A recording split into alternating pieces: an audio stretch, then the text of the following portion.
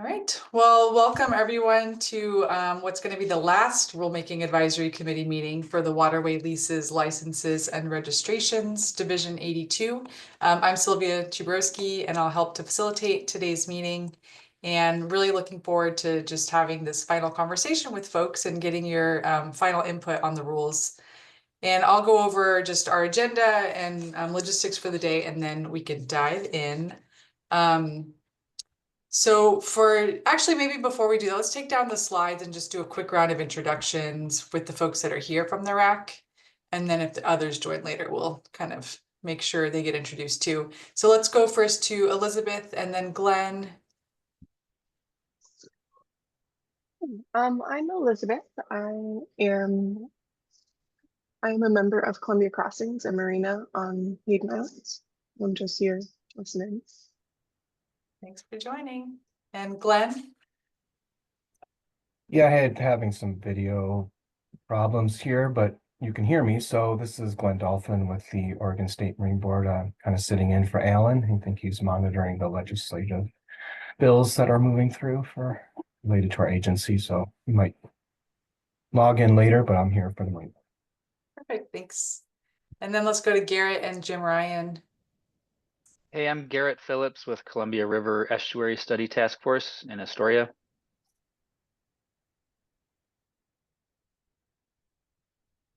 And Jim? Hello, I'm Jim Ryan. I'm representing the waterfront organizations of Oregon, and I'm a floating home owner at Jansen Beach Moorage on Hayden Island. Welcome. And then Laurel and Lindsay. Morning, everybody. Can you hear me? Sorry, I was having headset issues. Hi, Laurel Hillman, Oregon Parks and Recreation Department. Morning, everyone. Lindsay Hutchison, Willamette River Keeper. Welcome. And then let's go to Mike and Dylan. Good morning, Mike Dunning, Port of Coos Bay, representing the Oregon Public Ports Association. Oh, we can't hear you, Dylan. It doesn't look like you're on mute, so I'm not sure why, but.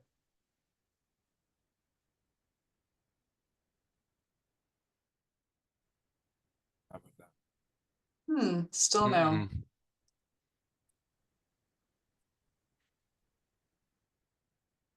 I will come. There it is. Oh, wonderful.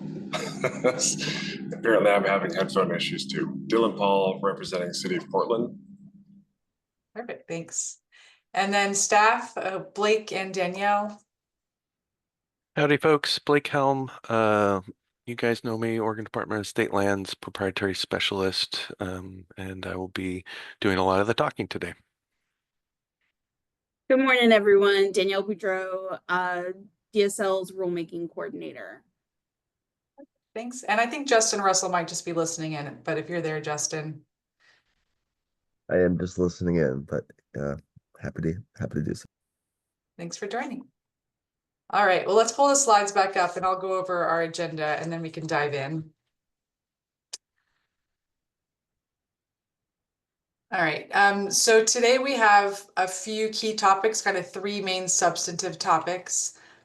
First, we're going to talk about the draft rules on lease rates and application fees. So, this is the core of the rules, and you all have had an opportunity to provide input on these several times at the past meetings. So today will kind of just be a time for final comments and just to look at the rules that have been revised based on your comments and kind of in coordination with the area resource managers. So we'll have kind of a final opportunity for input there. And then we will be looking for RAC input on the general provisions and lease conditions. So this was a topic that you got a presentation on at the last meeting. And we have just kind of a few subtopics under there that we'll go through and seek your input on that. And then we will have a discussion on the different pieces of the required notice for the rulemaking. So this is the fiscal impact statement and the racial equity statement. And Danielle will kind of walk through what those are, why DSL has them, and we'll be looking for your input on those. And then we'll end with interested party comments. So folks that are here that are not part of the RAC, thank you for joining, listening in. If you have a comment you want to make, we'll provide that opportunity towards the end of the meeting. And then we'll just end with next steps. And that will also include kind of an overview of the process after this. So your work as the committee is, you know, core to developing these rules. And then after that, there's also a public comment period and a public process. So Danielle will talk about what that looks like and how you can continue to be engaged. So that's what we have for the agenda. Let's keep going. So we all know how to use Zoom at this point. If you have a comment, raise your hand. Or if you can't raise your hand, just chime in, take yourself off mute. And if you're on the phone, just press *9 to get into the conversation. And that's it for our intro piece here. So we'll get into our first topic here. And I'll turn it over to Blake. And again, this is the lease rates and application fees. So a topic that you all have had a lot of conversation on at past meetings. And so this will be a time for, you know, just a reminder of what the proposed rules include and your final comments. So Blake, I'll turn it over to you. Great. Thank you, Sylvia. Appreciate that. First, I just wanted to say, that our time here has been, productive. I feel like RAC comments and feedback have improved, the department's rulemaking efforts, and they've meaningfully affected the outcome. So we just wanted to acknowledge that and, thank folks for being available and for providing their feedback. So after we review today, members who feel more changes are needed have two options. They can engage with the department during the public comment period, or they can write a letter or otherwise send their comments to the department, explaining what further considerations are needed. These requests can be sent to our rulemaking email, dsl.rules@dsl.oregon.gov. All right, so just a quick overview of some of the changes, right, that we have made based on RAC comments. We've, reduced the cap on rent increases at the time of renewal from the original proposal of 50% to the amended proposal of 15%. Rent escalation is going to stay at its current rate of 3% annually, as opposed to the originally proposed 5%. We've removed the requirement for leases exceeding or which exceed 5 years to have their rent assessed again.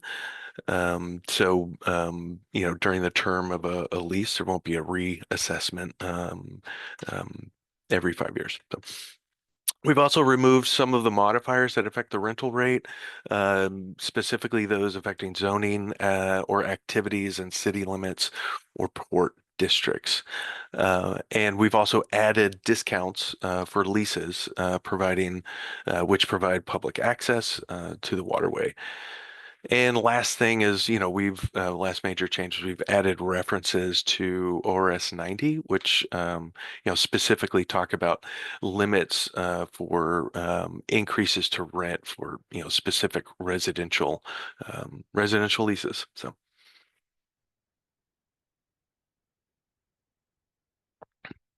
Do you want me to pull up the revised fees and formula sheet? Yes, please do. I think that's so this is, if folks remember, I believe back at the second RAC, we provided this information. Maybe it was the third. And it's just a fees and formula sheet that provides a general overview of all the fees and formulas that we use to calculate rent or that we charge for applying for new or renewal leases. This document reflects changes that we've made. So those changes are highlighted through our track changes, excuse me. So I guess we'll provide, or I don't guess, we'll provide a little opportunity here if there's any comments, based on, our last discussion and the amended rules. Yeah, sure. Go ahead, Jim. Just a quick question. Are the rules beginning July 1st, 26, or January 1st, 26? I'll take that. So we originally talked about July 1st, 2026. I was looking at our rulemaking calendar and told Blake, I was like, these could be effective January 1st, 2026. But we reevaluated some schedule to give us some more time, and we pushed back when our public comment period is going to be. So then we settled again on July 1st, 2026, and that was a very recent decision. So that's why you're seeing it now, whereas opposed to the rule language we gave you, it said January. So it is going to be July. Yeah, apologies, Jim, if I believe we failed to make that clear, but that was, yeah, something that's recent. We probably should have put that up on the PowerPoint. Whoops. But also I think it's our preference, really to have changes happen on the fiscal year, because that's how we budget, and that's when we make changes to a lot of things. So, or updates to a lot of things. So. Yeah, thanks for the question, Jim. And I'll see if anyone else has any questions or comments on the fees and formula sheet. I think at one of the meetings, we spent a lot of time on this particular list here of the rental rate modifiers, and Blake was just explaining that some things here were removed to remove the zoning modifier and to add the public access discount. I think that was directly from one of the comments from one of the RAC meetings. I'll just take a moment to see if folks have any questions or comments.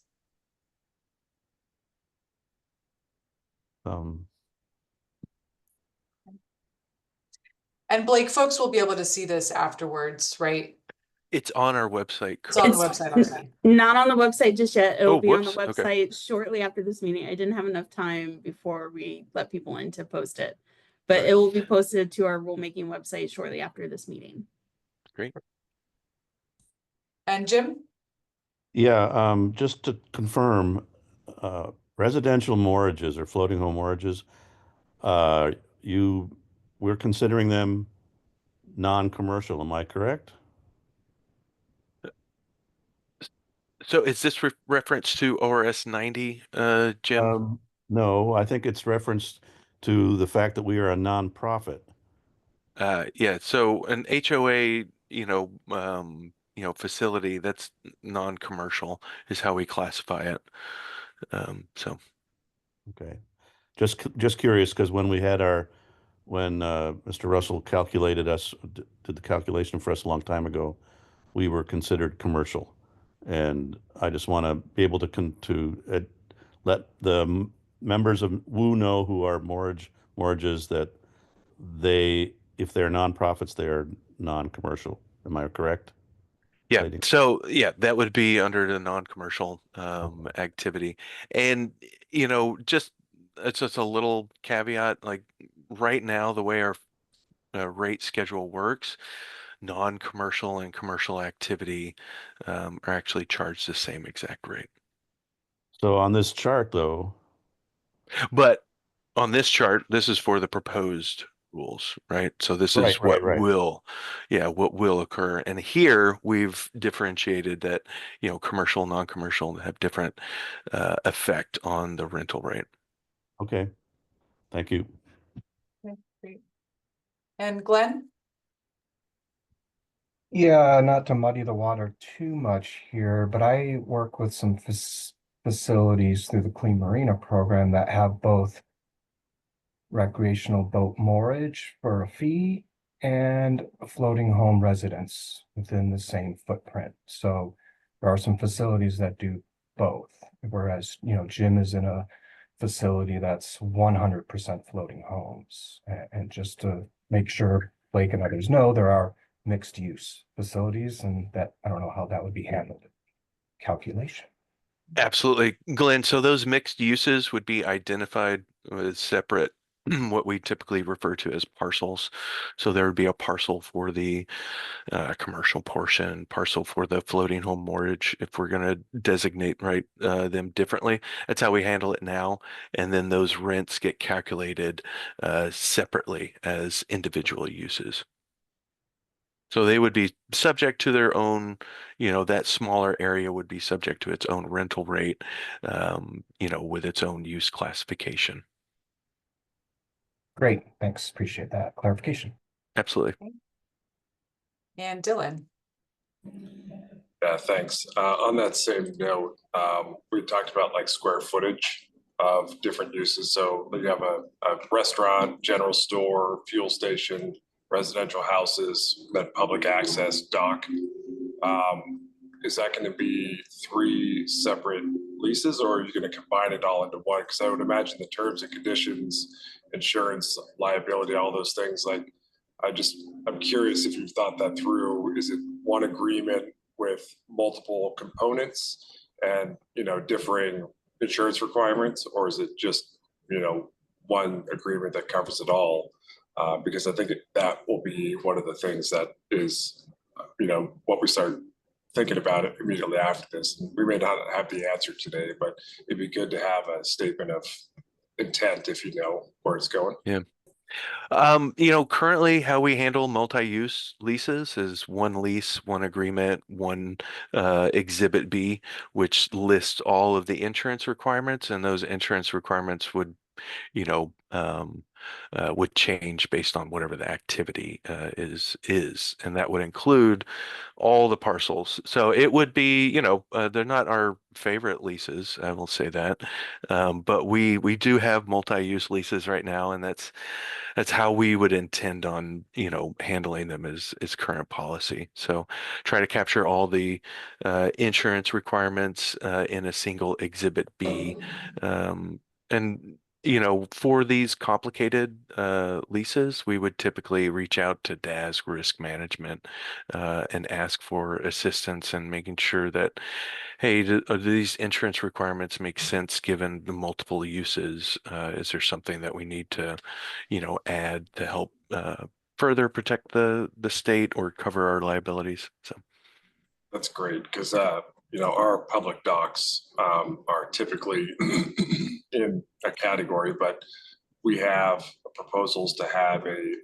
ferry from Vancouver down through Portland and stop at 3 of our public docks, right? Some of them can't handle a ship of that size, but that's a very different sort of use. We also have some groups that need space year round versus just, overnight as we might expect. And so as we, have different elected or policy directives as a city, we want to make sure that we're given the flexibility in those agreements so that we're paying our fair share and that we know what to expect when those changes occur, so that my briefings say, you can consider doing this, and here's the fiscal impact, responsibility statement that is attached to that decision matrix. Got it. Perfect. Thanks, Dylan. And Jim?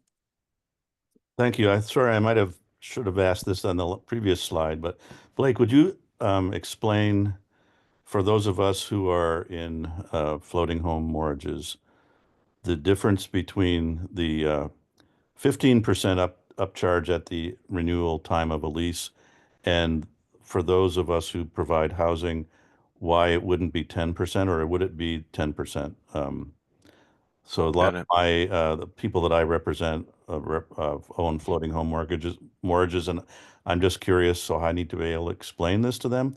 Yeah. I think we talked about it with Dylan's help at previous meetings about the issue of housing, and so if you wouldn't mind, for all of us, review that for us, please. Absolutely. Would be happy to. So the way that ORS 90 is written, it's very specific as to what types of leases are, subject to those requirements. And those have to be leases where there is a landlord tenant relationship. And so when we have a lease with an HOA, that's not the tenant.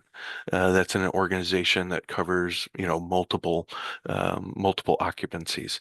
And so when we have a lease that is with an individual who is residing in a floating home, then that lease would be subject to the ORS 90 requirements. So when the state is in a relationship with somebody somebody that is not the tenant, then that lease would not be subject to ORS 90.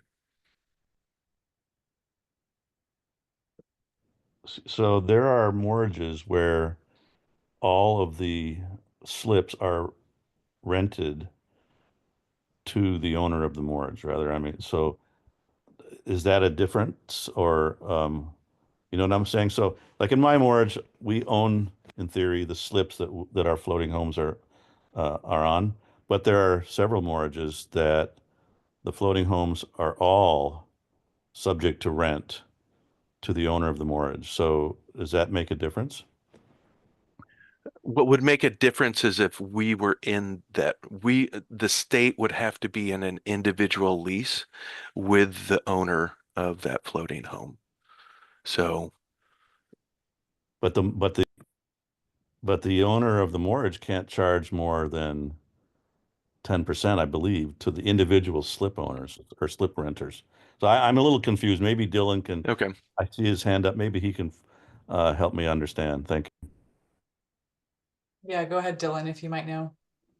Well, I was just going to say that we often end up in situations where behavior changes based off of new rules. And I believe that there is an appeal and an exception process for, you know, a lot of different unique situations. I guess the concern that I would have for DSL is that if the cheaper route was for hundreds of floating homes to individually seek leases with the state versus you know, having you know, one entity over the top of them, it could dramatically change the work. But maybe, you know, it makes more sense. But I would just say that we should be cognizant of behavioral change based off of pricing, because you know, all of us are going to have to do that math. And so I think this is a interesting comment that should probably have a little more thought put into it, just to ensure that I assume that it would be, you know, suboptimal to have, you know, lots and lots of new individual leases for enforcement purposes. So maybe there is something to be considered with how that works if an HOA isn't able to comply with state requirements, you know. So just food for thought. I don't have an answer or solution, but I don't like it when behavior changes unpredictably as a public employee. Fair enough. Well, you know, when we sent this to DOJ, this question about ORS 90 and what leases would be subject, you know, that's the advice that we got from our counsel, was that the leases that would be subject to it would have to be leases where we're in an individual relationship with the tenant. And yeah, so that is where you know, we are at the department. I'm happy to go back to management and see how we would handle this policy wise, and see if we could maybe you know, consider making additional carve outs for organizations like HOAs and et cetera. But that would not be a decision that I could make either in this meeting or by myself. So. Okay. Well, thank you. Yeah, thanks for that flag, Jim. And Jim, it sounds pretty nuanced there, so helpful to bring that up. And thanks, Blake, for looking into it after this meeting. All right. Well, anything else on these rental rate modifiers or kind of the fees that have been listed here? I think some of the rest of this is just updates to the definitions. Is that right? Yeah, absolutely. Because we've removed some modifiers, you'll see the red text, and then we also added considerations about public access, and so that's, you know, the added text there. But just to, you know, make just to be clear, those definitions are in rule, so it's not, these aren't, you know, definitions separate from OAR or otherwise not informed by statute or rule.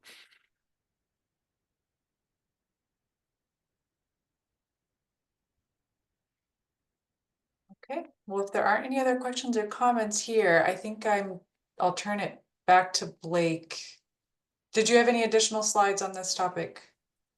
No, I think okay. our next is to go into some examples. Perfect. So just a note about how we formatted the slides. I tried to, be concise so that folks, weren't just looking at a ton of information at once. But I wanted to also, show kind of an example. This is Danielle's actually brilliant idea of what folks should expect on each slide. There will be the, example number, obviously, our internal reference application number. We'll list the name of the lease, so East Mooring Basin or, Rocky Point Marina, what body of water it's on and what county. And then for rent, we'll note what was the last rent paid, and then what would have been the rent paid given the original formula proposed, and then what is the rent that they would pay given the amendments that we made to the formula. Also note kind of a comparison of the rental rate, what it is under the amended formula and what it was under the original proposal. And we'll list out the modifiers that apply for each of the examples. All right, next slide, please. There we go. Example 1. So our first example is East Mooring Basin. This is a Port of Astoria property.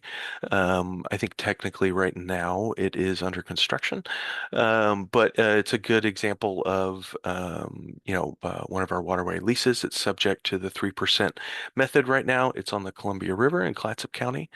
The last rent that they paid was $6,273.11. Under the original proposal, that rent would have likely increased to $9,400 and change.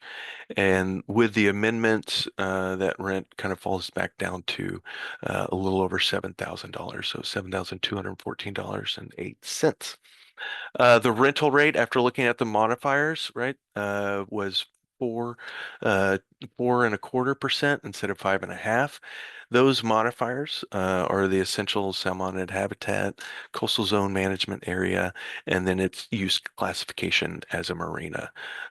Just note that previously, not only were the modifiers a little higher as far as how they influenced the percentage, but there was also a modifier, excuse me, for its location, and I believe that location, and so that added to the rental rate. Any questions about the example? Yeah, Jim, go ahead. Could you put that slide back? Oh, there. Yeah, there it is. No, just to clarify, so at the top line, the $7,200 rent would be under the modified rules at the time of renewal for this lease. And this lease you said was on the 3%. This was not a flat rate lease, right? This was a 3%. That's correct. So they reported how much revenue they made in the marina. And then this would increase 3% per year after, so 7,200 for the duration of the lease, 3% per year. That's correct. Okay, that's all. And was this lease a new lease, or you said they're under construction? So would this be a 5-year lease? No, this is not a new lease. It's an old lease, but they are doing construction to the lease. They have a causeway that goes out that needed some repairs and changes to it. And it's not my territory. I don't know where they are in that process, but it was my impression that they hadn't finished it. Okay, thank you. Yeah.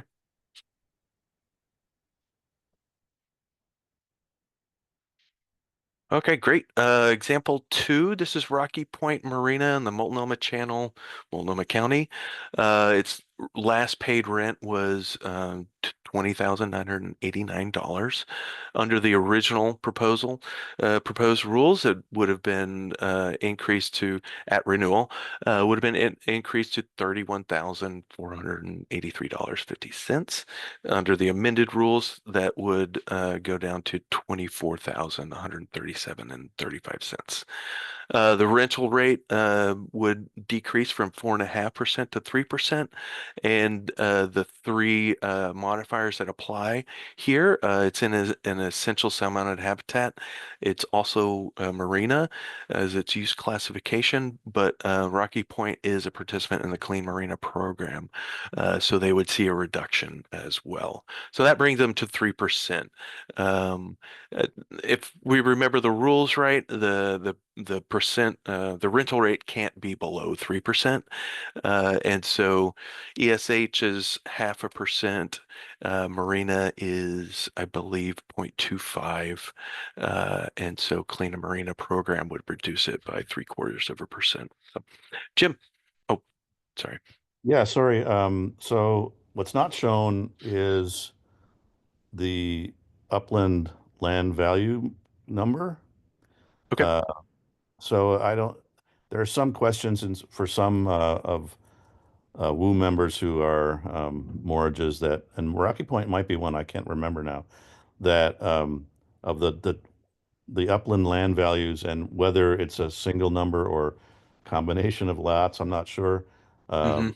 I'm not asking you to dig that number out now, but it would be useful to know for the purpose of that marina, uh, where that number came from. If it's the exact number that they pay their taxes on, that's one thing. If it's some different modification of those numbers, that'd be something else. I don't know if Danielle did the calculation here, but No, I did the calculation. Looking at, and what we use is the county assessor's, appraisal of the land. right. And so we just divide that by the acreage to get a square foot, or rather divided by the square footage, excuse me, to get a square foot number, right, value. And for Rocky Point, based on when we pulled the county reports, it was $1.66 a square foot. Okay, that's all. I'm just curious. Yeah. They also have an authorization area that's, 572,000 plus square feet. So it's pretty large marina, an area to lease. And so that is, when you get into those large areas, even regardless of what the real market value is, it's can be pretty pricey because you're just dealing with so many square feet. Thank you. Oh, and also Glenn, go ahead. Yeah, just a clarifier to help with this example too. Obviously very familiar with this facility. They have a boatyard on land as well, which may be that additional square footage that Blake was referring to. So they've got a hoist and then a large boatyard to do maintenance on boats. Got it. Clarifying. It's a complex site. It's a big one. Thank you, Glenn, for that clarification. So for the previous example, just, I guess for consistency's sake, the real market value for the land was calculated as 50 cents a square foot, and the authorized area is, north of 600,000 square feet. All right, let's go to example. There you go. Thank you. Example 3. This is a dock in Lane County on Cleewax Lake. It's operated by the Girl Scouts of Oregon and Washington. Current rent is, or the last paid rent rather, is $499 and change. I think I put that in there wrong. Sorry, Danielle. I don't know if it's 94 or 61 cents, but that's fix it not a later. huge, not a huge difference. Under the proposed rules, they would have been subject to the minimum payment. And that was because where is it? Minimum payment because that was the formula using the formula, sorry, I'll find my words here in a second. The It was subject to the minimum because the lease calculated, the rent calculated using the formula would have been far below the minimum. I think it was like $5 or $6 based on the formula. The adjacent land value is 2 cents a square foot, and it's fairly small, um, fairly small lease, 8,500 square feet. So um, results in a pretty minimum lease. So even under the amended rules, they would only be subject to the minimum, which again is $1,200. But their rental rate would go from 4% to 3%, because they provide public access. So even though they're in ESH and they have a non-commercial use classification, the public access reduces it to 3. And hi, John, welcome. Thanks for joining. Blake is just going through some examples of how the lease rate would be calculated under kind of the new modified formula, just to kind of bring you up to speed. Thanks for joining. Thanks. Sorry, I had to join late. No worries, John. Glad you could make it. Okay, so example 4, archival properties on the Columbia River in Clatsop County. Their last rent that they paid is a little over $5,700. Under the original proposed rules, they would have seen a decrease in their lease and would have been subject to $1,753 lease payment. Under the amended rules, it would be further reduced to $1,200, subject to the minimum. And that's because the rental rate was reduced enough that the lease payment would be less than the minimum. I think it came out to a little over $900 and something dollars.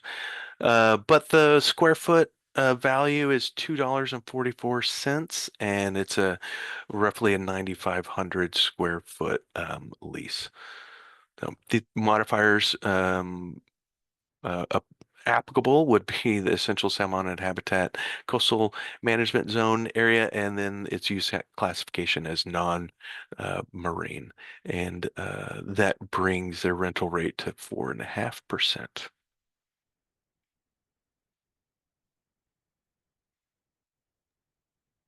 All right. Maybe we'll just stop for a second to see if folks have any questions about those examples or just any comments there.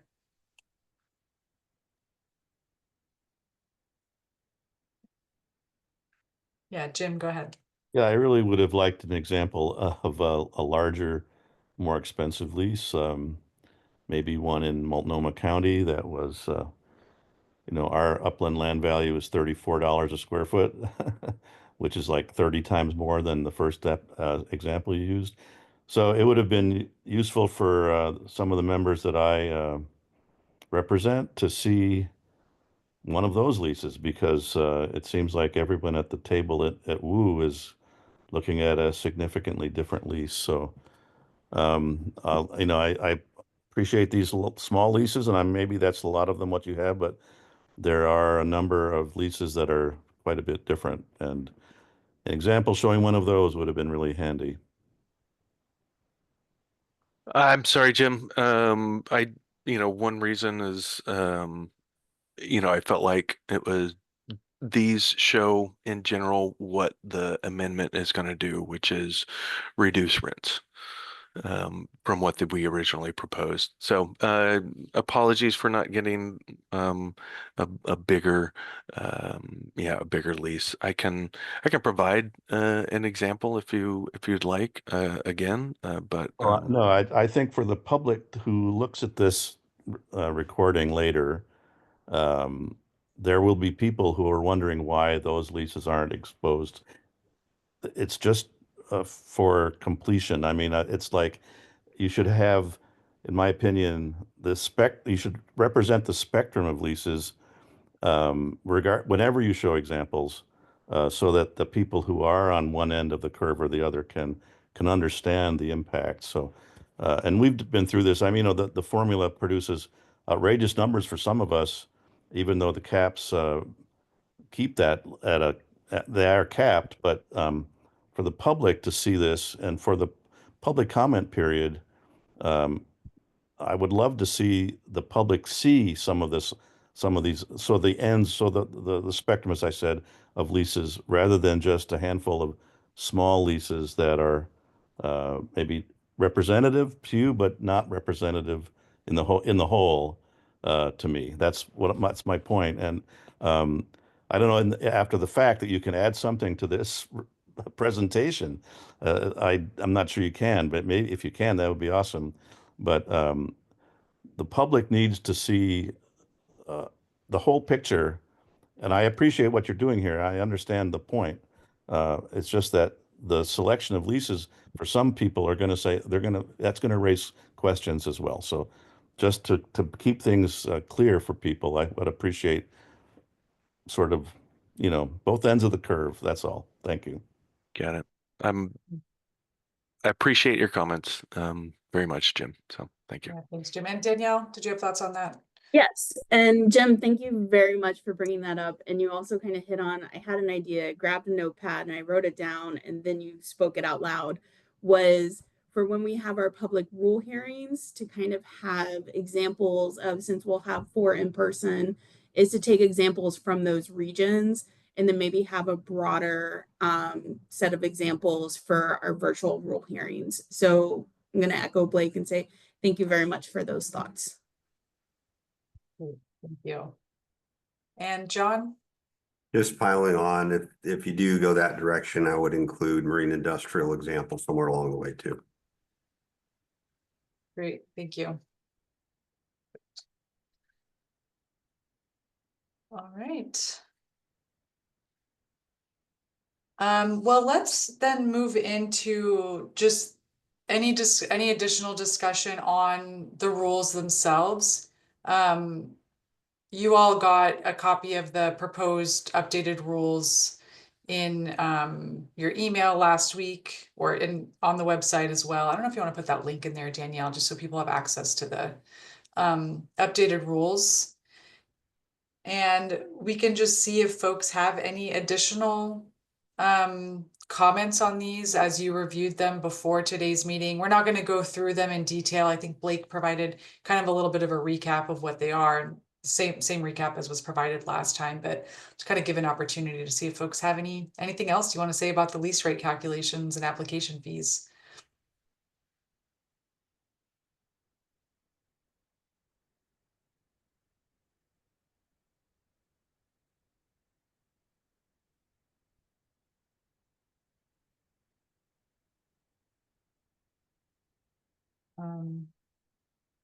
Okay. And you all have provided lots of input at the past meetings, which of course led to a lot of changes to the rules. So appreciate all that. It's okay if there are any additional comments. I'm not going to keep a lot of silence here for that, but we'll just provide a little bit of time.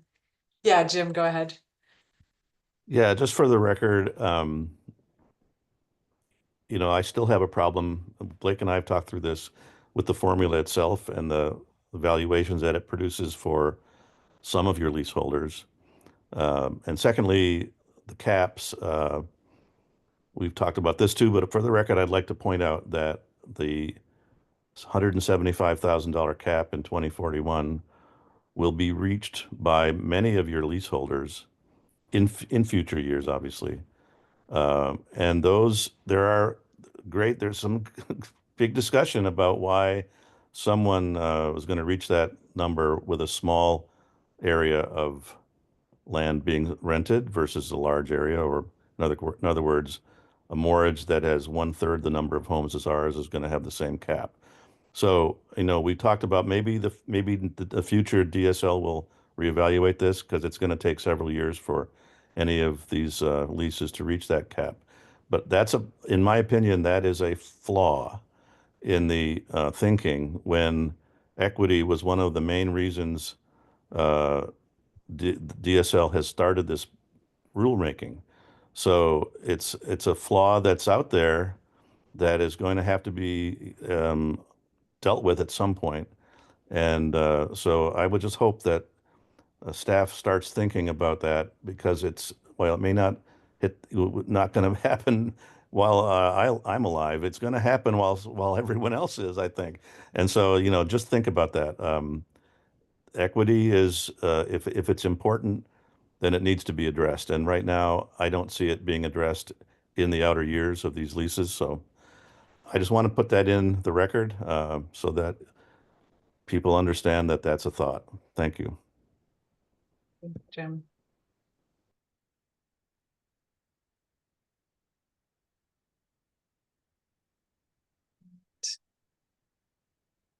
Any others?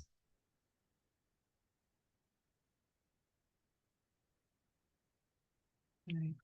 Okay, well, again, really appreciate all of the comments on the rules, and maybe Blake, anything from you on kind of next steps with the lease rate calculations, application fees, closing thoughts? Yeah, I not particularly. We appreciate all the feedback that we've received. The next steps would be to take what we've the latest iteration, what we've proposed, and do, a review internally to make sure we've captured everything. Don't anticipate making any changes. There might be some minor grammar changes or things that spaces we missed and periods and things like that. And then DOJ will obviously do a look at the review or at the language to make sure that we aren't put in anything that would be contrary to other rule or statute or would overstep our authority as a state agency. So. Okay, perfect. Well, thank you. All right, with that, we can get into our next topic for today, which is the general provisions and lease conditions. So again, you all got a presentation from Justin Russell on this at the last meeting. So Blake is just going to do a little bit of a recap of what the key changes are to these sections of the rules. And then we can hear your comments and any suggestions you have. So over to you, Blake. Great, thank you. So a rundown of the summary of changes. We clarified that all required payments, documents, and financial assurances, whether it's insurance or surety or whatever the financial assurance requirements is, must be submitted to the department before execution of the authorization.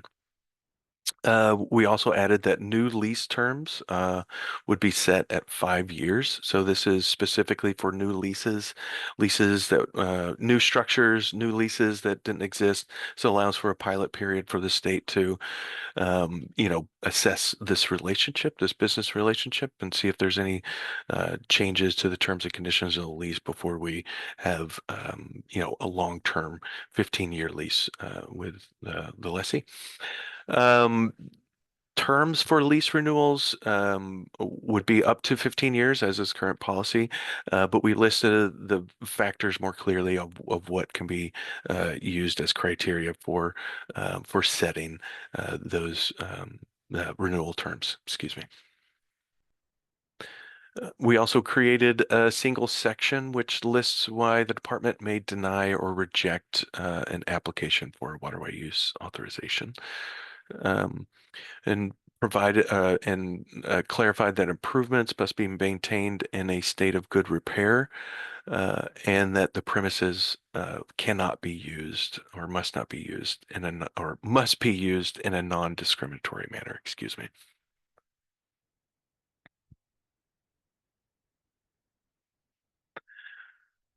Danielle, can we pull up maybe each section from each major section, see if we can show folks what those changes were and get some comments.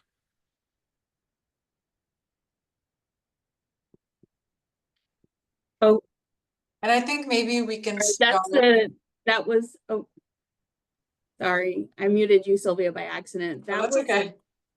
That was not the right document. I apologize for that. No worries.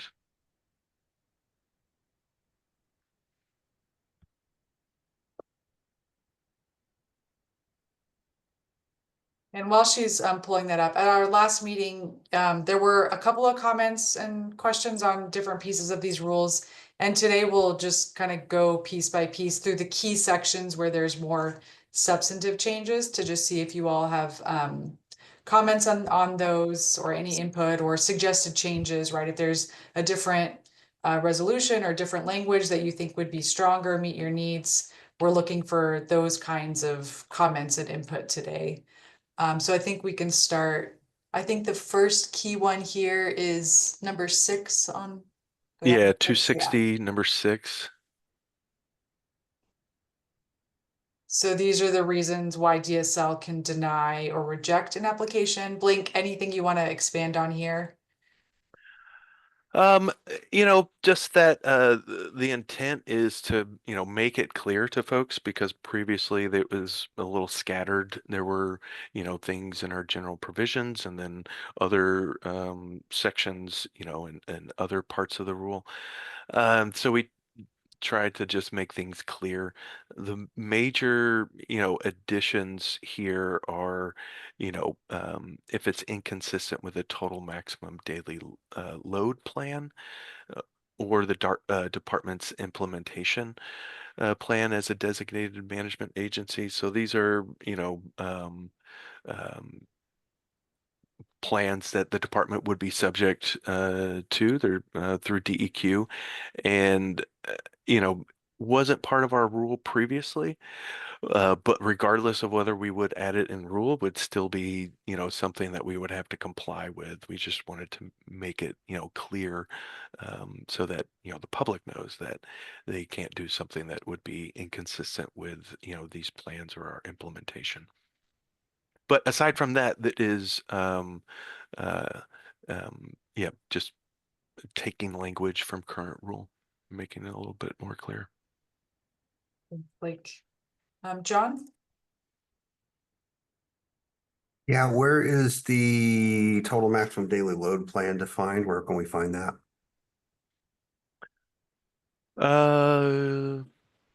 It should be in our definitions if it is not already. I might have overread it. It's just a new one to me. Yeah, it's a part of the Clean Water Act, identifies the maximum amount of, a pollutant that can, go into a water bottle, and still, or water bottle into a water body, right? And still meet, water quality standards. So this would be a part of an NPDES permit. Yeah, thanks, John. Yeah. Got it. Yeah, it would be. Okay. So. All right, we're good there. Thanks. Great. And Jim? Yeah, that was my question. So thanks for answering it. Okay. All right. Well, any other comments on this section of the rules?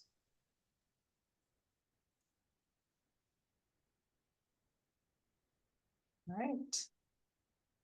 Then let's move, I think it's to 2060 number 9. Yes, so this is just explaining what needs to be submitted for DSL to execute an authorization. I think Blake explained that before, that all the fees, documents, payments need to be provided. Anything you want to expand on here, Blake? No, again, I think it's pretty self-explanatory. We shouldn't be, issuing leases or agreements where we don't have everything that we require from that applicant. So it's really good, best management practice. Pause to see if there are any concerns with that from folks. All right. Then let's move down to the next key change, which is setting the new lease term to 5 years. I think that's 0285. Okay. 3. I was going to 285 and then I second guessed myself. There it is. Yep, number 3. There right it is, down at the number bottom. 3.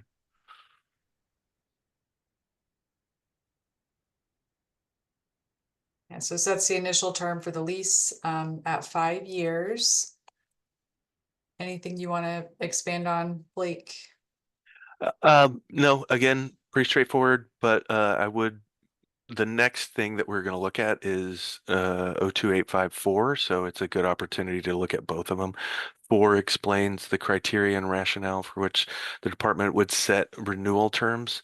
And just FYI, unless there is, some serious concerns about the lessee, it's our intent to have 15-year renewals. So it would have to be pretty extenuating circumstances, for us to not want to enter into a 15-year relationship. So, Yeah, Jim? Yeah, just to be clear, and I'm asking this for Justin, who's not here. There was a time, Blake, when you mentioned that a 30-year lease would be possible for certain lessees. Is that off the table? no, it is not. So, you'll notice that the second sentence in 4 it says unless otherwise approved by the director. Right. So we can always get director approval to get additional terms, and that's how we handle 30-year leases now. So if we have a request for a 30-year lease because, say, you have a lien or loan with this financial institution, then we can look at a 30-year lease for those circumstances. Often you'll need a bank consent agreement with the department for those type of loans. And so typically as part of that, we make sure that the lease term matches, the term of the loan. If that's a requirement of the financial institution, it's not always, it's not uncommon, and it is often typical that they would make that requirement. But I have seen instances where the financial institution has not, and is okay with the length of term, maybe because the mortgage was for less than 30 years, less than 5. Who knows? I don't remember the exact details, but I guess that's my rambling point. Thanks for clarifying. Appreciate it. Absolutely. So any other comments on the lease terms or kind of this piece about how and when to request a longer lease term?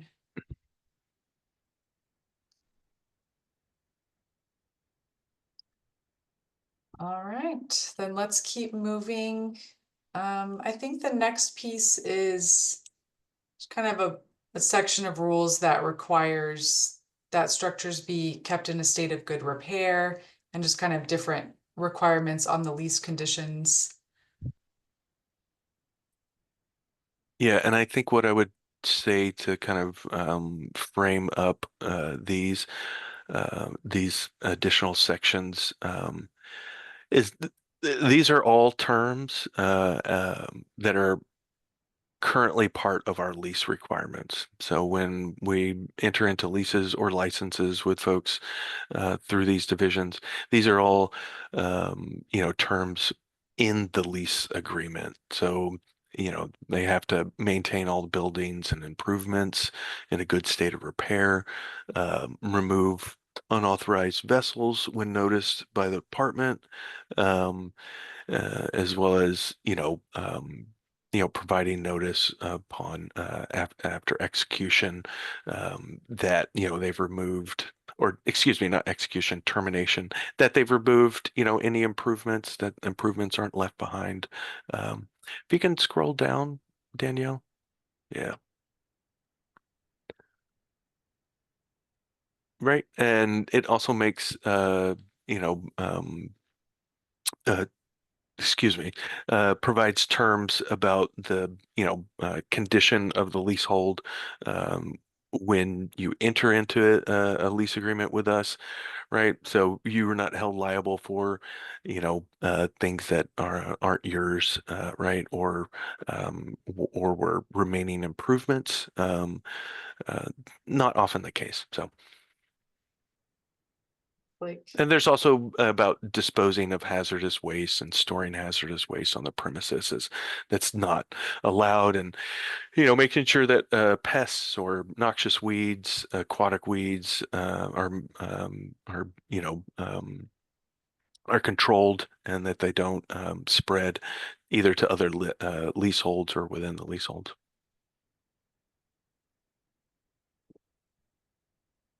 Jim, go ahead. Right. So on the topic of derelict boats, we brought this up. This was brought up last month. If it's an interesting issue for morages like ours, if a derelict boat floats into our moorage, yeah, I guess the policy is that it's our responsibility. Is that correct? Well, the department may notice you to have it removed. As a lessee, you're required to maintain it and make sure that there aren't uses in there that would either damage state property or damage your property. And so, there is a matter of care, custody, and control for those lessees. They are the ones in care, custody, and control of the improvements and the uses within that leasehold. Completely understand the position that places folks in, and I guess that's what I'll say to that. It's not often that we deal with unauthorized vessels within an existing leasehold, but typically what occurs is if there's a known owner, a responsible party for that vessel, that is who we pursue for costs of removal, or to notice them as a trespass. But yeah. Yeah, it just puts us in an odd spot. If a moorage sees a boat floating that's unauthorized and abandoned, we're just going to push it out into the river. I mean, I think that's the problem here. It's like maybe there's another solution, but those are expensive items to dispose of, and to when it's none of our doing. It's just it seems unfair to me. I'm not the person in charge of this, but it's like and maybe there's other people with their hands up that can address this, but it just doesn't sit right with me that you can be held responsible for something drifting into your moorage or marina. So that's my point, and maybe someone else who's a little bit smarter can give a better argument why this policy needs to be addressed. Yeah, thanks, Jim. I'll go to the other hands. Maybe we can keep on this topic. So Garrett, is your hand up for this one or something else? Something else. Okay, I'll circle back to you then and see I think maybe Dylan and John had comments on this one. Dylan, I'll go to you first. Thanks. Yeah, I put a lot of thought into this one, and I wanted to talk through rather than submitting red line comments. I put two sections in the chat. It's really 14 and 15 here, where we're talking about those derelict vessels, abandoned vessels. And so, in theory, what I'm hoping to propose some red line language for would be like, if we have a premises that's normally well outside of the actual physical improvements, what we would seek to do is to put down marker buoys and be able to enforce our own rules and regulations within those buoys. So like for most of our public docks, we're gonna have no motorized vessels beyond that because there's a lot of swimming at most of our public docks. And if there was something different there, we would have, an area that was, for motorized and for non-motorized. And so right now the language is a little bit squishy in there, and I didn't want to propose something that is totally outside of the realm of normal. So it might be something that is worth having one final meeting on. We had talked about that last week. It may be something that you would like to just have me put my request in, and you could figure out how to give us that approval. But we really want to be able to enforce within the premises for just this reason. And the comments that I put in for 14 and 15, the concern I have really is when you get additional insurance, right? We name the state as additional insured. It's for requirements under a written contract. You can't make somebody responsible for something that is not their action, right? Or that is like there aren't invitees, they aren't guests. It's not an allowable use, and it wasn't caused. It's that Captain Jack Sparrow and Pirates of the Caribbean sailing the boat, and as it's sinking, it's stepping onto the dock, sort of a situation. And so I think that the way it's written right now could be leaseholder that's required to go after the personal information on that vessel. It could be the state, could be a combination of things, but I think we want to work in partnership on those things. And so to the extent that we allow or don't allow certain things, it'll be far easier to know whether or not it's a guest invitee contractor or something that was, caused. Like maybe some of our sites are attractive nuisances, right? And so that's where, we have special modifiers, but I think it's going to be really difficult if we battle these ones out for being responsible for something that's outside of our control. And so I put proposed language to add in the chat just for consideration. And it's really based off of, I don't know that we'll get insurance coverage for some of these requirements, whether it's written into state law or not. And that just means that we're going to wait for the court to decide whether or not it's enforceable. And I think we can do better. So my solution is give us jurisdictional control within that buoyed area to have our own rules govern. And then if, a boat, crashes in or sails in, we would want to be mutually working to solve that versus owning all the risk and liability. Because who knows what it is? Maybe it's a boat holding like 19 porta potties and, toxic waste, right? They're going to go put cells in the river somewhere that they got from the port. so like those are the things that our lawyers are like, we can never accept that risk. And, I think it's just, all we have to do is soften the language a little bit and transfer some of that authority. And I think we're probably there. Thanks. So Dylan, can you maybe explain a little bit more about having the state, allow you to enforce your own rules? So currently the way, restrictions can actually be added, right? Or additional rules can be added to a lease premises if the lessee requests that from us. And sometimes we would do that through just the contract itself. Say they wanted to exclude certain uses, or they're having, some nuisance issues, right? People trespassing on their property to do something that they're not authorized to do. Or we would handle it through Division 88 closures, which is kind of a big hammer to use for an individual lease. So that's not often, typically how we handle it. So I guess I'm just curious how you would see that process playing out. Is that something you would propose here, restrictions we want to put in the leasehold, or yeah, I guess I just need a little bit more details on that part. Yeah, and I think it's something that probably needs to be talked to because I'm not the foremost expert on waterway laws. But I would say that right now, the city would be willing to increase our permit or leased area in order to have a buffer. As I've said, the biggest problem we have is doesn't require a lease from the state to drop your anchor for more than 24 hours. And what we want is for people who are coming and recreating or having trouble to have options, but not be there for a week because we have pretty active hubs.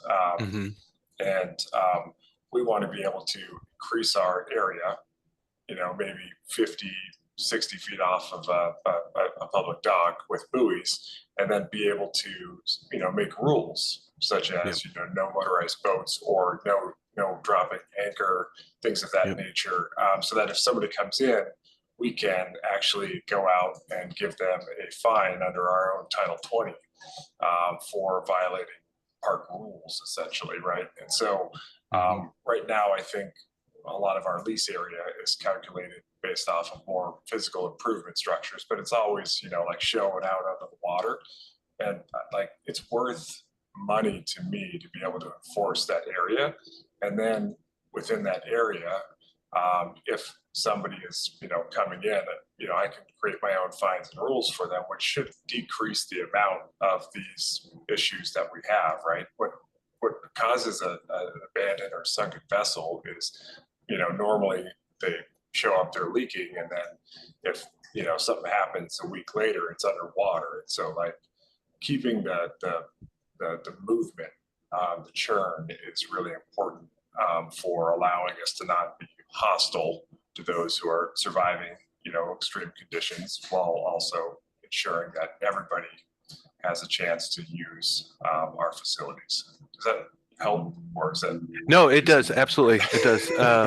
No, I think that's really helpful to clarify that, because what I just wanted to make sure I think I just wanted to make sure that I understood what type of restrictions. So I would say in general, the department is open to restrictions within leaseholds, especially if those restrictions are specifically about, protecting your authorized use, essentially.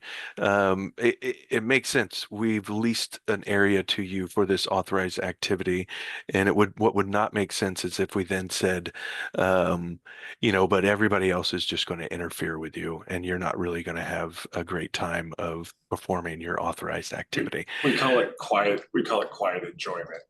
In most of our leases. So I think there's two suggestions I made for 14 and 15 here. Soften the liability that I think is going to be a concern for being able to just even get insurance. And even if we had insurance, it would still be kind of a lie, because they're not going to cover any of that, which, is going to be a problem. But then if we also added something that says that, you can apply for and, increase your area, and have some, authority to enforce within that perimeter, and have it not, because if we want to drop like 50 buoys, right? We add that, like, is that going to substantially change the cost and nature of our permit? What if they're seasonal? So like, just basically saying, you can do this if you want, it's negotiated, it's case by case, but just you soften 14, 15, you add that in, and it sounds more like a relationship, a partnership. And if you want, I can propose language where we can talk more about it. Yep. Well, one thing I can say, I would like to see some additional language, Dylan, if you've got some proposals. So, please send it our way. One thing I will say though, for two things, non-commercial leases would their rent is calculated based on the area that the actual structure occupies. And so there's already a carve out for non-commercial activities, that they can have a larger area, but what we calculate rent on is, the area the structure occupies, not the area that, say, a debris boom covers or protects them from. So that's one common thing that we'll see is, people will put a debris boom out, right, to make sure that debris is not going to, damage their floating structures, and they're not adversely affected by that extra area. So. Yeah, and we have an eagle's nest on a pole, right? Like, we have all kinds of strange things, a lot of booms, but all those things have vessels tying off to them. And what we want to be able to do is remove those things within our own, city code, or impose fines, and not have to do everything, the 3-month process way. So just being able to have the area expand and have that control, whether there's cost or not, I think it's really up to you. I'm just saying that, like, it's worth money to be able to have control, and I think it's in our best interest, and so that's for the city. But for other users on this call, my guess is that having the ability to prevent things from coming in is of use too, and that could be a slippery slope for DSL. So that's why I said, if we have to talk more about it, I just think that it is a good option for getting past these current sections, and also giving some sense of controlling your own destiny with what has negatively impacted so many over the past couple of years, especially. Yeah, it's a complicated issue. The state doesn't really want to see ADVs pile up on the waterways. We also don't have the funds or the process to be able to just write a blank check and handle all those issues ourselves. So it is, like I said, complicated, and hopefully this is one way that we can make it a little less complicated, but we'll see. But yeah, please, Dylan, send that language over. I'm happy to look into this and maybe provide folks with some added language afterwards. I don't know if we would do an additional RAC meeting for this. We still have, we'll find out later, we still have time before we go to the public comment period, and we can, make changes to the language and get comment back from you folks as well. What I want to make sure is that we're not overextending ourselves. So I'd like to see DOJ kind of remove and make or look this over and make sure that, by saying, something like attributable to the holder's approved uses, what that how that would affect our indemnification or affect our liability, stuff like that. It's going to affect it a lot. Yeah.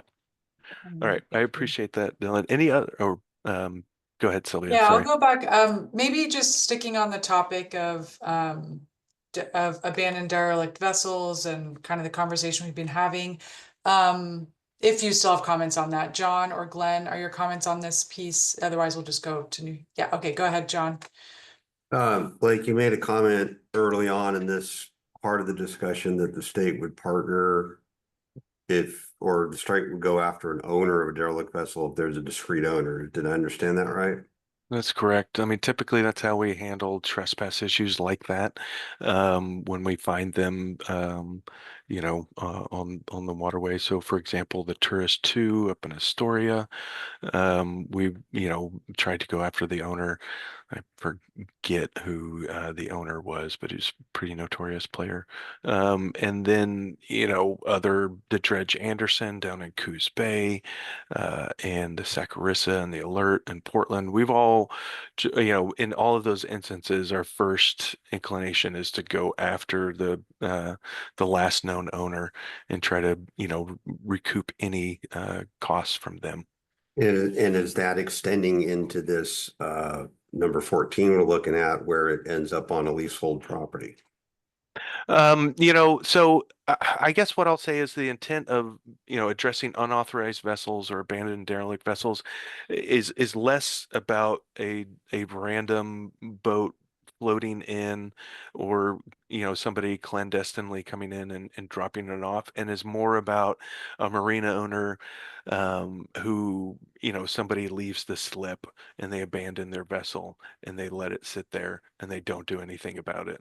Well, I would like to, okay, my proposal is that I don't care if we do this in a breakout or whatever, but I would like to see some clarification on 14 specifically, because real world example is where the facility I manage has currently 3 of these problems where we've had vessels that have no permission to be here dropped off, and we're required to remove them. We're many hundreds of thousands of dollars into that process with evasive owners.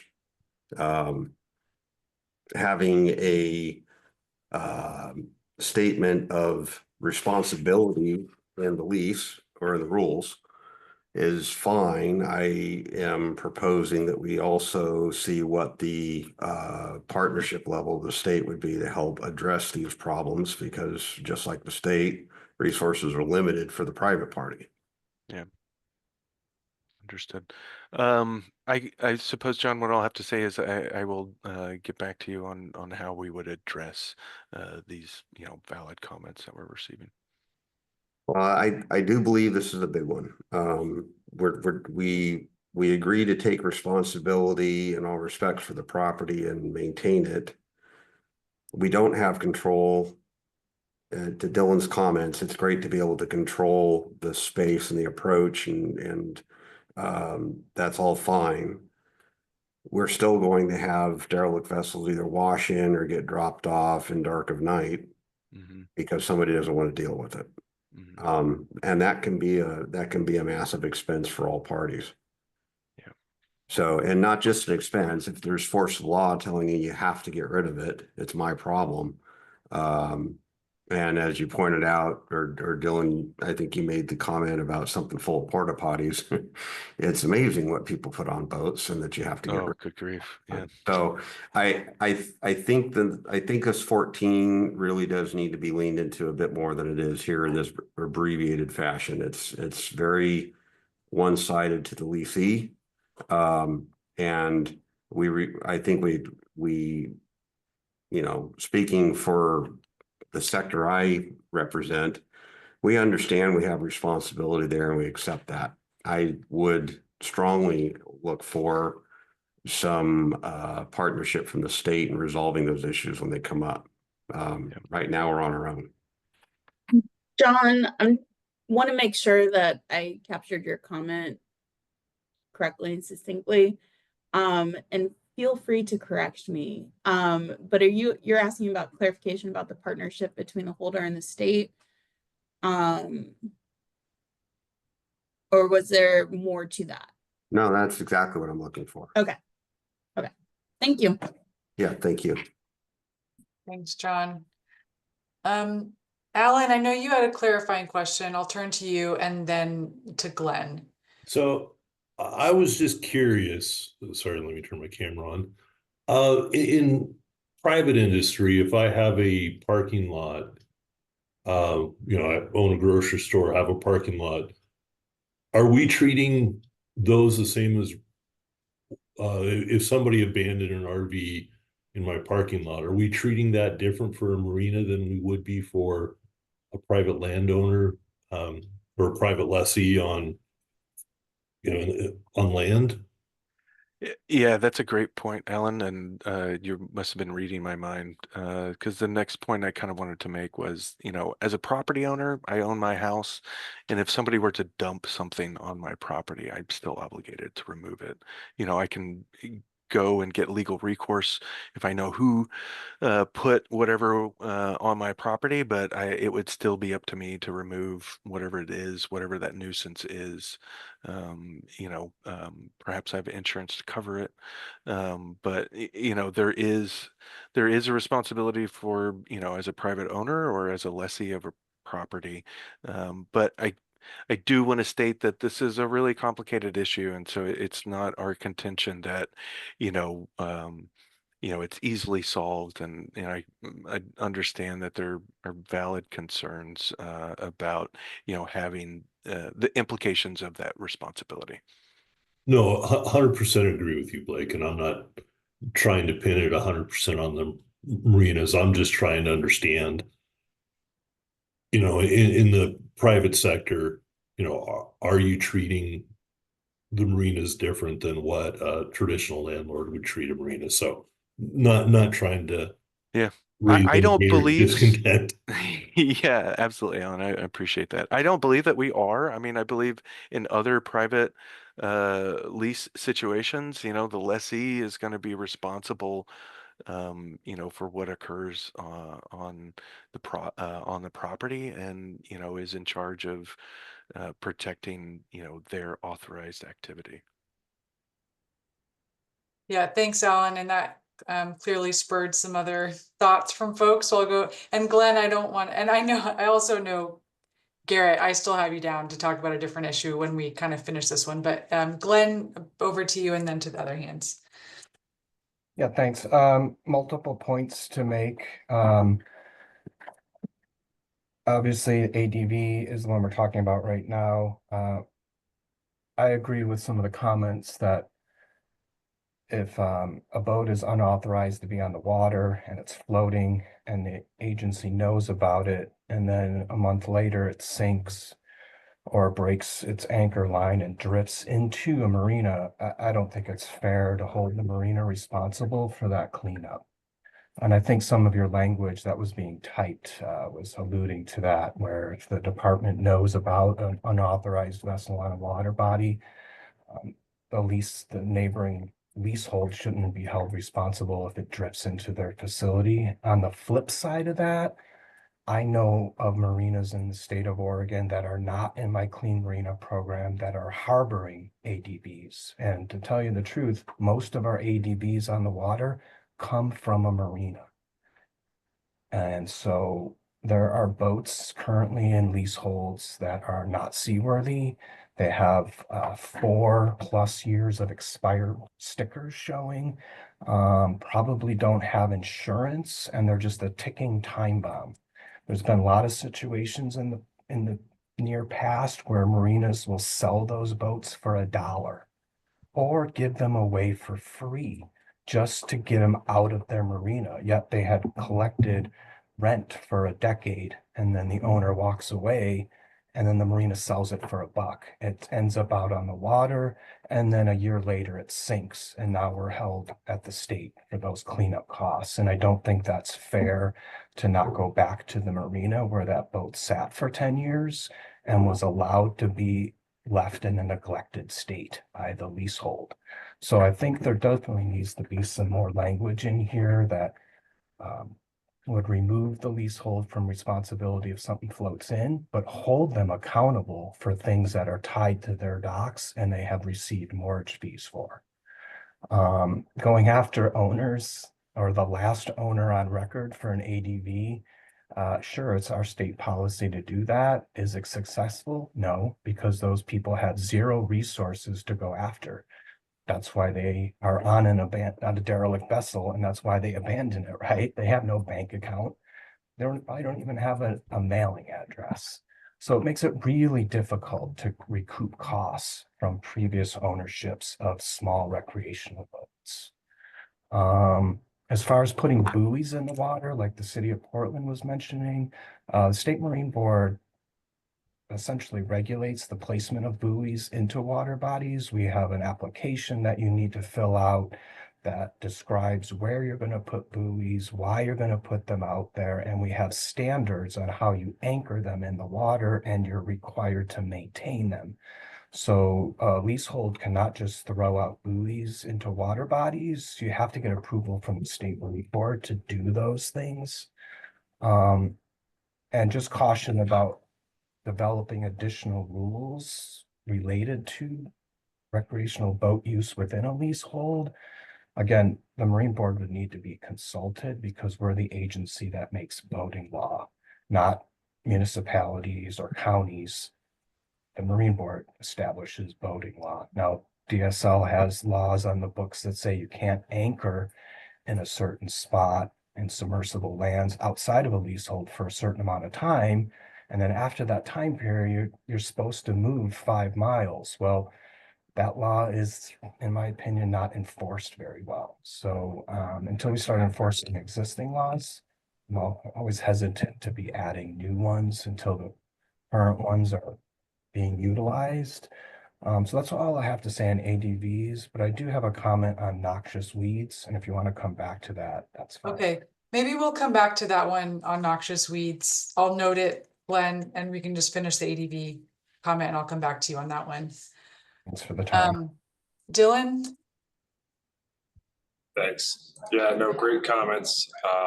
State Marine Board, absolutely, totally aligned with that. What we're looking for is multiple layers.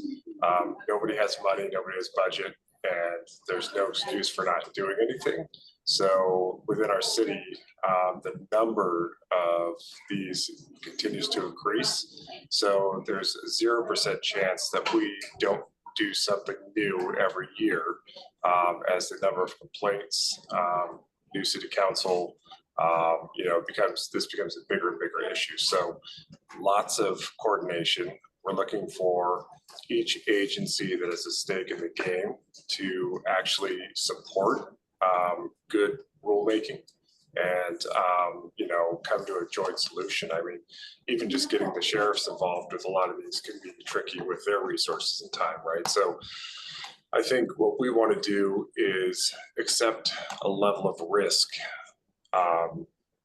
administratively within a network of good rulemaking. So I think there's lots of work still to be done on this. I just see this rulemaking process as an opportunity to create the ability to, formally have some right to do this if it's approved. So by putting it in writing, saying that we could do those things, it still says we have to comply with all other applicable permits. It still says we have to comply with all other applicable laws. So just because it's an allowable use under the license or the lease or the permit doesn't mean that we can actually do it, just like any of ours to third parties. And I just want to point out that a private parking lot has substantially better odds of removing a derelict vehicle or an RV under the law. And the odds of us having to buy that vehicle are significantly lower than the number of boats that we've had to purchase for thousands of dollars because we did one thing wrong. And when you drive through any city and county in the state of Oregon, most abandoned vessels and vehicles are on public land, not private land, for just that reason. So it's a really important distinction that giving that area, allowing for a level of risk in rulemaking within that area, for us to be able to use our municipal code to impose immediate fines, use ejection authority, and or use a more harsher mechanism if it was deemed necessary by the right folks, is something that we are looking to have the ability to do. And right now, there's no language that really supports those actions. And so we want it here, and the State Marine Board and the city will probably have lots of conversations subsequent as we go through hundreds of these locations throughout the city, for everything from a log boom to an eagle's nest to a recreational dock, where we have, vehicles tied off and anchored next to, and have been receiving complaints for more than 5 years. So we want to be a part of that solution, and we want to use everyone's resources in a way that is, daylight, accountable, and responsible. Thanks, Dylan. And John?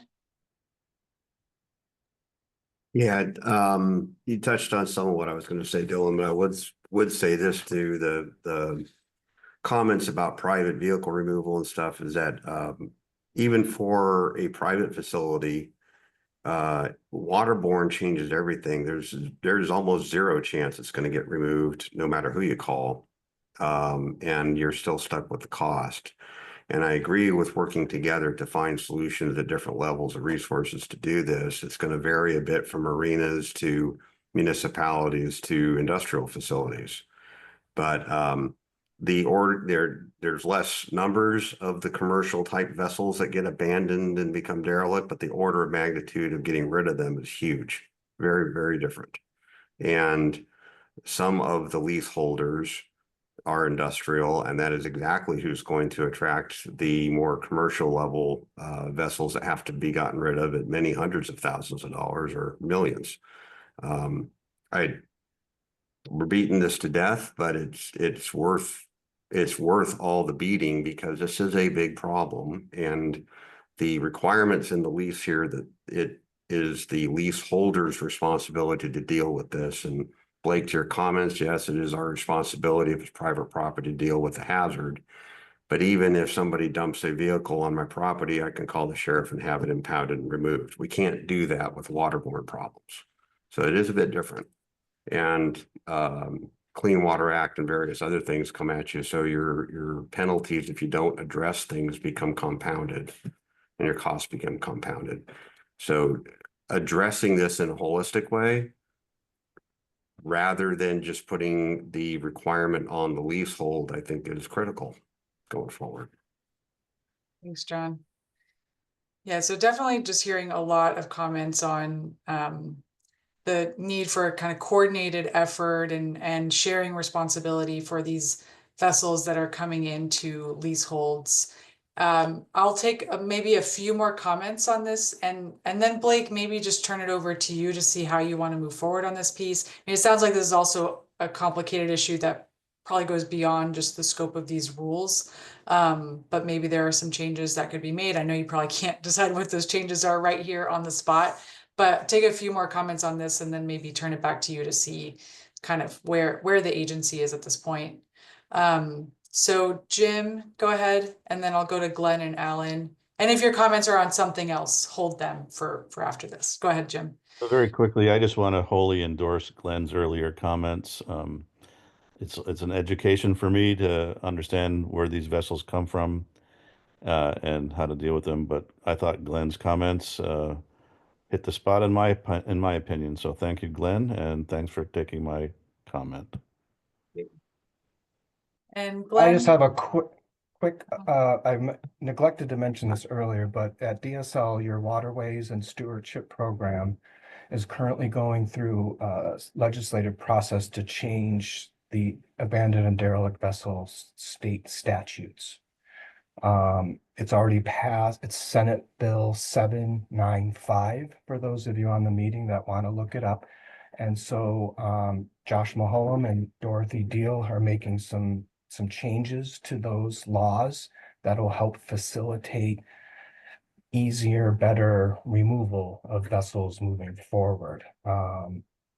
In addition, Blake, I want to make sure that in your definitions of these rules, that you match up things like abandoned vessel and structure and derelict vessel and structure, marine debris. All these words need to be linked up with what Josh and Dorothy are doing over in Waterways and Stewardship, because all these words that I just mentioned are also defined in state statute.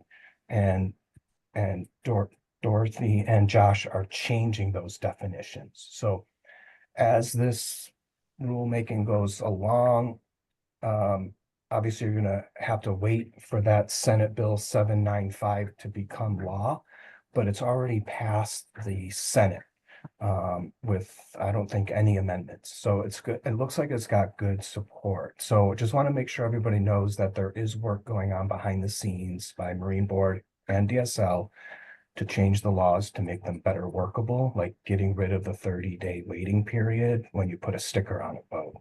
It's already sunk or half sunk. And then, yeah, that's what I want, definitions and the laws being updated. Thank you. thanks, Glenn. And Alan? So I think I wanted to piggyback a little bit on Glenn, but also I think it was John's comment about, becoming a partner in this process. And I think, I would agree that 14 is probably a little harsh, but I think we could probably soften it so that we do have some partnership. Like if the marinas want to voluntarily do, make sure there's good registration compliance, seaworthy aspects so that they make a vessel leave the marina and come back on its own power, so that marinas are taking, easy steps to make sure that these boats don't turn into derelicts. Then I think, if they're partnering on that aspect, then I think we could go ahead and say, let's make it easier on the marina. And then, DSL has the ADV program there. That's when DSL may be willing to step in and help them with the cost. But if they're, harboring ADVs and, the last sticker was from 2018, I don't have a lot of sympathy for that marina and helping them remove a problem that they've known about for years and years and years. So, I think that's a reasonable, framework to, soften 14 a little bit. Thank you. Thanks, Alan. And Blake, maybe turning to you for reflections on this. Absolutely. Thanks, Sylvia. So appreciate the comments. I think what we will likely do is, based on these comments that received, try to make some changes to the rules that addresses, the concerns that RAC members have, as well as still, helps DSL accomplish its goal in rulemaking. And what I would like to do is not convene a RAC number 6, but to handle these changes by communicating them, to folks through email and receiving comments, that way. I'll defer to Danielle if that is, something that we can actually do through rulemaking, or if we need to have those conversations in a public setting. So. I don't think we need to convene another RAC. And for those of you who've been watching, I've been trying to capture comments as best possible. I know Sylvia's doing that as well. And the reason I put them in this document is these are things that, obviously we can't decide right now, but we take back to management and DOJ to see what we can do with this, so that we can address what everybody's been bringing up. So that's why I've not made any specific changes to the language, but have put them in a comment. But I don't think we need to have another RAC. I think we can make the changes internally, send it out to the RAC, and get your comment on that. Just knowing that it's all still subject to public record. If RAC members are okay with that, then we'll move forward that way. But if there's significant heartburn, feel like and there's a good case to be made for a sixth RAC, I'm willing to hear those, but I think it's going to be a pretty high threshold. I saw Alan gave a thumbs up to that approach. Thanks for that. I'll see if there's any kind of concerns. Thanks, Jim. You too. All right. Thanks, John. Wow, serious thumbs up there. All right, and I know there were a couple of folks that still had additional comments on other topics, so we're kind of due for a break, but let's take those before we break. I'll turn back to Garrett and then Glenn. Garrett's been waiting very patiently. This could be quick. Just clarification is federal dredge material disposal in any way supposed to be subject to rules? Not these rules. Okay. Yeah, these rules. Yeah.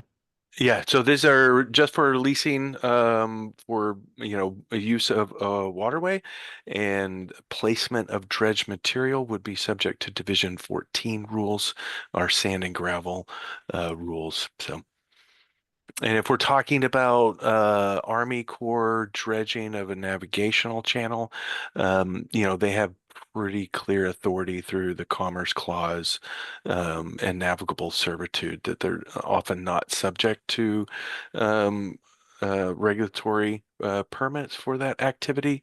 Our removal fill laws explicitly state that work in a navigational channel and the placement of that dredge material is exempt from permitting requirements. Right. Okay, thanks. And just a quick comment, something you might look into is I was looking through the references to federal and government related uses, and you have a definition for government facility, and it seems like it's sort of circular and referring to another definition, but having trouble finding where it actually applies in the rules. And so just like a potential opportunity to remove unnecessary material, or maybe it serves a purpose that I'm not seeing, but. Are you talking about the Just a heads up. government function? Yeah, government definition? function. Government function. So that applies to public facility licenses and wharf certifications. Right. Okay. Right. Okay. That makes sense. So it helps define that. Okay. Well, thank you. Yeah. No worries. No worries. Thanks, Garrett. And Glenn, I think you had a comment on the noxious weeds. Yeah, so I just wanted to kind of maybe seek out some clarification here. It looks like it's number 18. You just scrolled by it back. Yeah. It mentions, do not contribute to soil erosion or the growth of noxious weeds. So just kind of wondering what that means, because the Oregon Department of Agriculture classifies different plants as whether it's noxious or invasive, or, I think it's a and a B category, certain category, the state's going to go after it and try and eradicate it. Other things like English ivy and Himalayan blackberry, we all know is beyond the control of humans on a large scale. You can control your property and get rid of English ivy and Himalayan blackberry, but from the landscape, it's never going to disappear. So if a leasehold, for example, has Himalayan blackberry growing, are you expecting them to manage that plant? for We example? would expect them to not do stuff that would contribute to its growth. So if they're not managing it and it is, growing uncontrollably, and, proliferating to adjacent properties or adjacent leaseholds because of their inactivity, then yeah, that'd be something we would want to have them address. Okay, then I would definitely want to work with you, Blake, offline to try and maybe put some focus, on this to give, so I can give good direction to my clean marinas about this. In addition, right, there's aquatic plants that are noxious or invasive growing in our water bodies. So, the only way to get rid of, in my opinion, an aquatic noxious invasive weed is to put approved aquatic herbicides on it. And that's very expensive. You have to hire certified specialty contractors to do this work. Are you also expecting marinas to spray floating aquatic weeds? If they have an issue with that in their leasehold, and they're not addressing it, then that would be a concern to DSL. The expectation is not that the lessee would be able to eradicate every weed or nuisance in their leasehold. Like it's not going to. I get that these noxious weeds, aquatic invasive plants, they're not going to be removed from our landscape, but lessees should be doing something so that their actions don't contribute to the proliferation of these issues. Like I said, we'll need to work offline because let's say Marina A sprays and gets rid of an aquatic plant, but the very upstream marina doesn't do it. All that material is just going to float back down to the one that treated it and reinfest it. So, especially with aquatic weeds, you have to go way up into watersheds to where that weed originally starts. And they're doing that on the Willamette River right now, where there's a plant that starts in the Eugene area and it's all the way down the Willamette, but it doesn't make sense to example, treat that weed in Salem and not treat that weed in Eugene because the Eugene population is just going to float downriver and reinfest Salem. So we need to kind of work, Blake, on some direction to facilities on this issue of the growth of noxious weeds. So thank you. All right, happy to do that, Glenn. Great. Thanks, Glenn. Okay, well, I think we worked our way through the key changes to the rules here. Just stop for a second, see if there's anything else, Blake, that we didn't get to in the rules that was a key change. Ooh, good question. Let me go back over the agenda to make sure.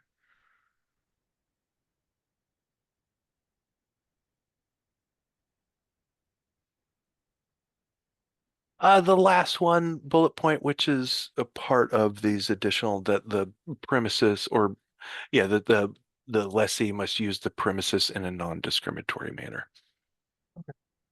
Thank you for pointing that out. No Yeah, worries. so maybe any comments on that piece from folks? I see here we've got more language, and I'm sorry I didn't go through all these rules prior to the meeting in detail, but it looks like number 21 here now is talking about control of pests and diseases and noxious weeds, including aquatics, within the premises of a local weed district ODA. Yeah, okay, so yeah, so it's just another, I don't know, maybe up there, and what was that number 18 or 8, maybe strike that noxious weed language and leave it with soil erosion, because then we talk about noxious weeds down here in 21. No, Maybe that's that would help.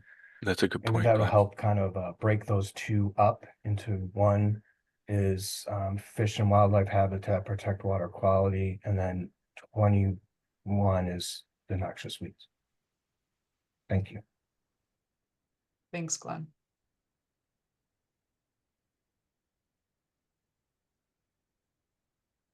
All right, well, anything else on this section of the rules? All right. Let's take a break then. It's about 10:55. Let's get back together at 11:05. And when we get together, we'll talk about the notice components, the fiscal impact statement, and the racial equity impact statement. So see you all at 11:05. All right, welcome back, folks. All right, so before we get into discussion on the notice components, there's one more slide on the general provisions and lease conditions part of the rules that Blake's going to go over. It's just a recap of your comments. There were a few comments from the last meeting on this topic, so just a recap on those. So Blake, I'll turn it over to you on that one. Great. So we received, some comments from the previous meeting that I just wanted to address. There were comments about foam encapsulation requirements. So currently, lessees are required to follow all laws and regulations, and that would include foam encapsulation requirements. So when lessees are found to have encapsulated foam, staff will send notice. And if the foam, if the unencapsulated foam does not meet OSMB exemptions, then, the violation's got to be corrected. So there are exemptions for foam encapsulation requirements. Not privy to them off the top of my head or what the ORS is, but I'm sure Alan or Glenn would know what those are. But adding requirements to follow this, specific ORS would not change our enforcement outcomes or provide the department with additional tools or leverage for enforcement. So we didn't feel like it was necessary to add specifically point out following foam encapsulation requirements. And there was a comment that the Clean Marina program, or participation rather, in the Clean Marina program should be used as a factor for a longer lease term. And it already can be considered a factor in the longer lease term because we allow for additional criteria or rationale to be used as determined by the director. So in those circumstances, I believe I made this clear earlier. It's our intention that if we're going to go into a renewal, that unless there are some serious concerns that the department has, then we'd be entering into 15-year contracts with folks. And then lastly, we're working with ODFW and ODA on incorporating language to include plants or rare plant or candidate species. I got that sentence a little mixed up there. Sorry, folks. But yeah, and we should have some language soon. We got some good feedback from ODA about how we worded things, but the intent is to just I believe right now what we do is we reference Endangered Species Act and listed animal fish and wildlife species rather, and this would add plant species, and it's not really particularly complicated working through the language. It's just we want to make sure that we're referencing things correctly. So have the correct ORSs in rule. So we'll be on the lookout for that added language, and we'll, when we send out the proposed rules to folks after our RACs, then we'll be sure to identify, changes that have come after, right? So, and Danielle can correct me, but what you'll see, and perhaps this is not the best place to talk about this, but it's just on the top of my head. But what you'll see when you'll see the proposed rules is, a red line of the original proposed language, and then a different color red line for additional changes that we've made, so that you can see, where those secondary and tertiary changes have been made. And no guarantee on what color those are going to be, because it depends on how many track changes documents I have open at the point of when I open these draft rules, which is why the colors were different today than what is posted on the web. So, yeah. Right. So don't hold DSL to any specific track changes colors. But any questions on kind of how DSL is managing the comments that came in last time?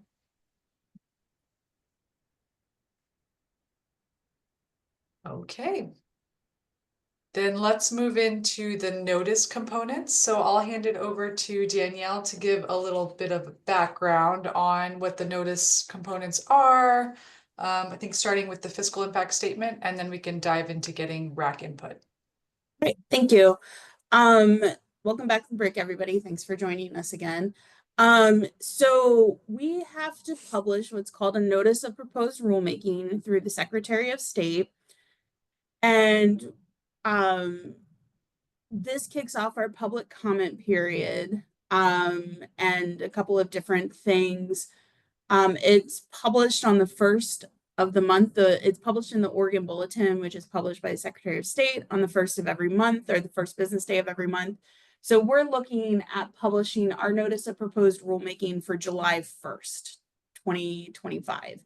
And we have components of this notice that need to be reviewed by our RAC members, and this is per statute. So we're going to go over this today. We prepared a fiscal economic impact statement and our cost of compliance questions. And we're going to look to you to help develop our racial equity statement. And I'll get more into that after the fiscal impact statement. So there's two parts to this document, the fiscal and economic impact, which is commonly referred to as the fiscal impact statement, and then the cost of compliance questions. The fiscal impact statement is basically who is impacted by these rules economically and how are they impacted. And we do the best that we can to be precise, but a lot of times there's unknowns because we don't know how much everybody's lease is going to change, but we do know that leases will be changing. The cost of compliance, the first question is, what units of government are affected, and it's pretty much kind of a repeat of what's in the fiscal impact statement. And then we get into the effect on small businesses and, how, the number and types that are going to be affected, and two questions about how they're going to be affected. So first, I want to talk about this first bit up here, the fiscal and economic impact. Does anybody have any comments on this? Things that we should add, take out, clarify?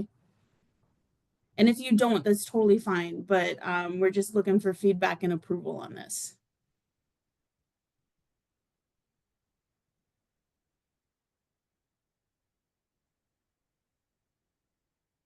Okay, yeah, because it's pretty straightforward. It's anybody who has a lease license or registration with the department, and they're going to be subject to economic changes.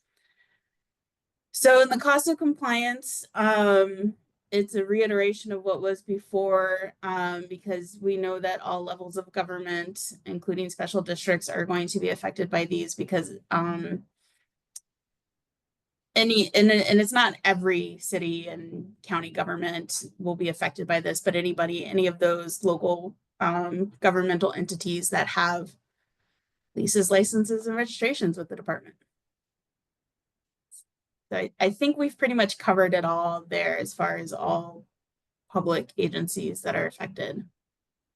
And the effect on the small business, as much as we would like to provide exact numbers for these, it's not possible because we have a large number currently of leases that are considered small businesses, but we also don't know how many small businesses will apply for leases or whatnot in the future. So what Blake has done here is kind of outline the types of businesses as best as we can of who would be affected. Is there anything that has been missed in 2A?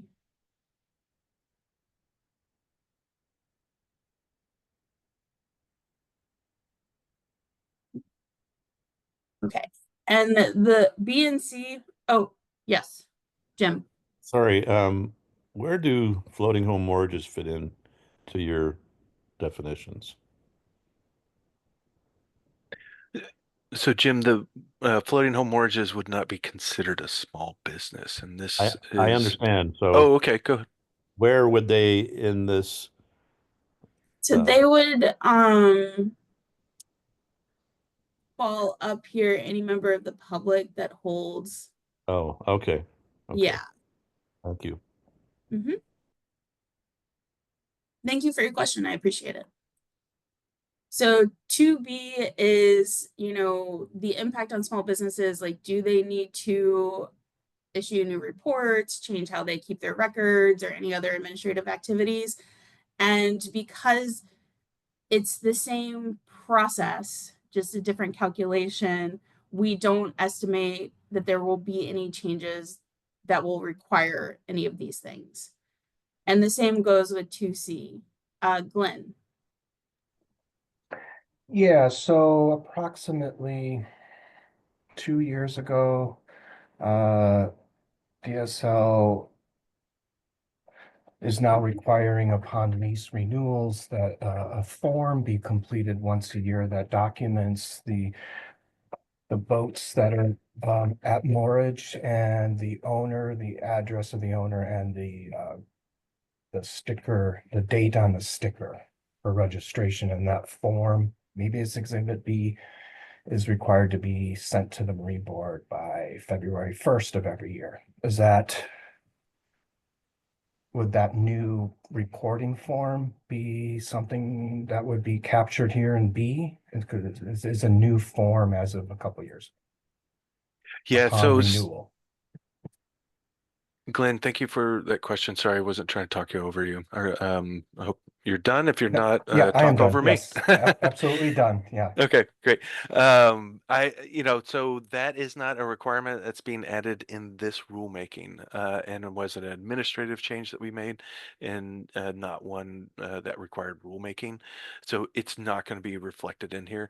That is a requirement that marinas are currently subject to. So there's not a change. So this rulemaking will not create additional record keeping or additional administrative activities. Thank you for bringing that up, Glenn. Thanks. Oh, sorry. Oh, I'm done. Thank you. Okay. I apologize for cutting you off. You didn't, so no apologies needed. Okay, thank you. And again, with 2C, it's very similar to B. Things are kind of, it's business as usual with increased rents. So we're not thinking that the proposed rule changes will require any additional services, supplies, or labor to comply with the rules. Any comments on that one?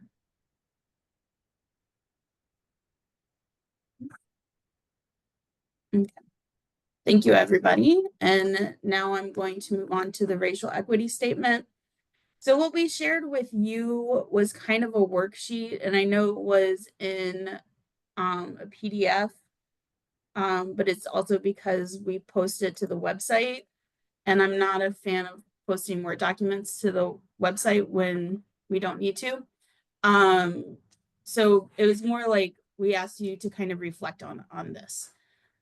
So in 2021, we had House Bill 2993 that required every state agency to include a racial equity statement, which basically is how do these rules affect racial equity in the state? And it could be either positively, negatively, or neutral. And so these guidelines were developed by DSL, and I think they're pretty robust, especially in comparison to some other agencies. I think while we're a regulatory agency and our regulations apply equally across the board, no matter what, we still want to make sure we're looking at this and spending time and really reflecting on these things. So things that we asked you to think about is what persons and groups are subject to the rule, what issues are addressed by the rule, which racial groups are likely to be most concerned and affected by the issues addressed in the rule, and what are the impacts on racial groups identified as likely to be affected by the rule, So will the rule positively impact the just and fair treatment of these groups? Will it adversely impact, have no impact? Can impacts be determined based on available information? And what data would help determine racial equity impacts? Is that data available? And what does available data tell us? I will say, if you are all familiar with the proprietary applications and whatnot, is we don't collect racial demographic information. We just collect the pertinent data to, can we authorize the use of the waterway that you're requesting? So as far as if you were asking if we had any data available, we do not. And so then we, use those questions. Are there stakeholders that represent racial groups likely to be affected by the rule? And if DSL can reach out to them. So with that in mind, are there, as far as anybody on the RAC is aware, are outside of folks who apply for a lease license or registration with the department, are additional groups or persons subject to the rule? It's okay if the answer is no and you don't want to chime in. I will take silence as no. Additional issues addressed by the rule, it's pretty clear what we're addressing. And then, let's see, I'm gonna skip that one. Is there any additional information or factors in evaluating the rule's impact on racial equity? Like, do we know if this is going to disadvantage a racial group or provide an advantage or just change the equity statewide?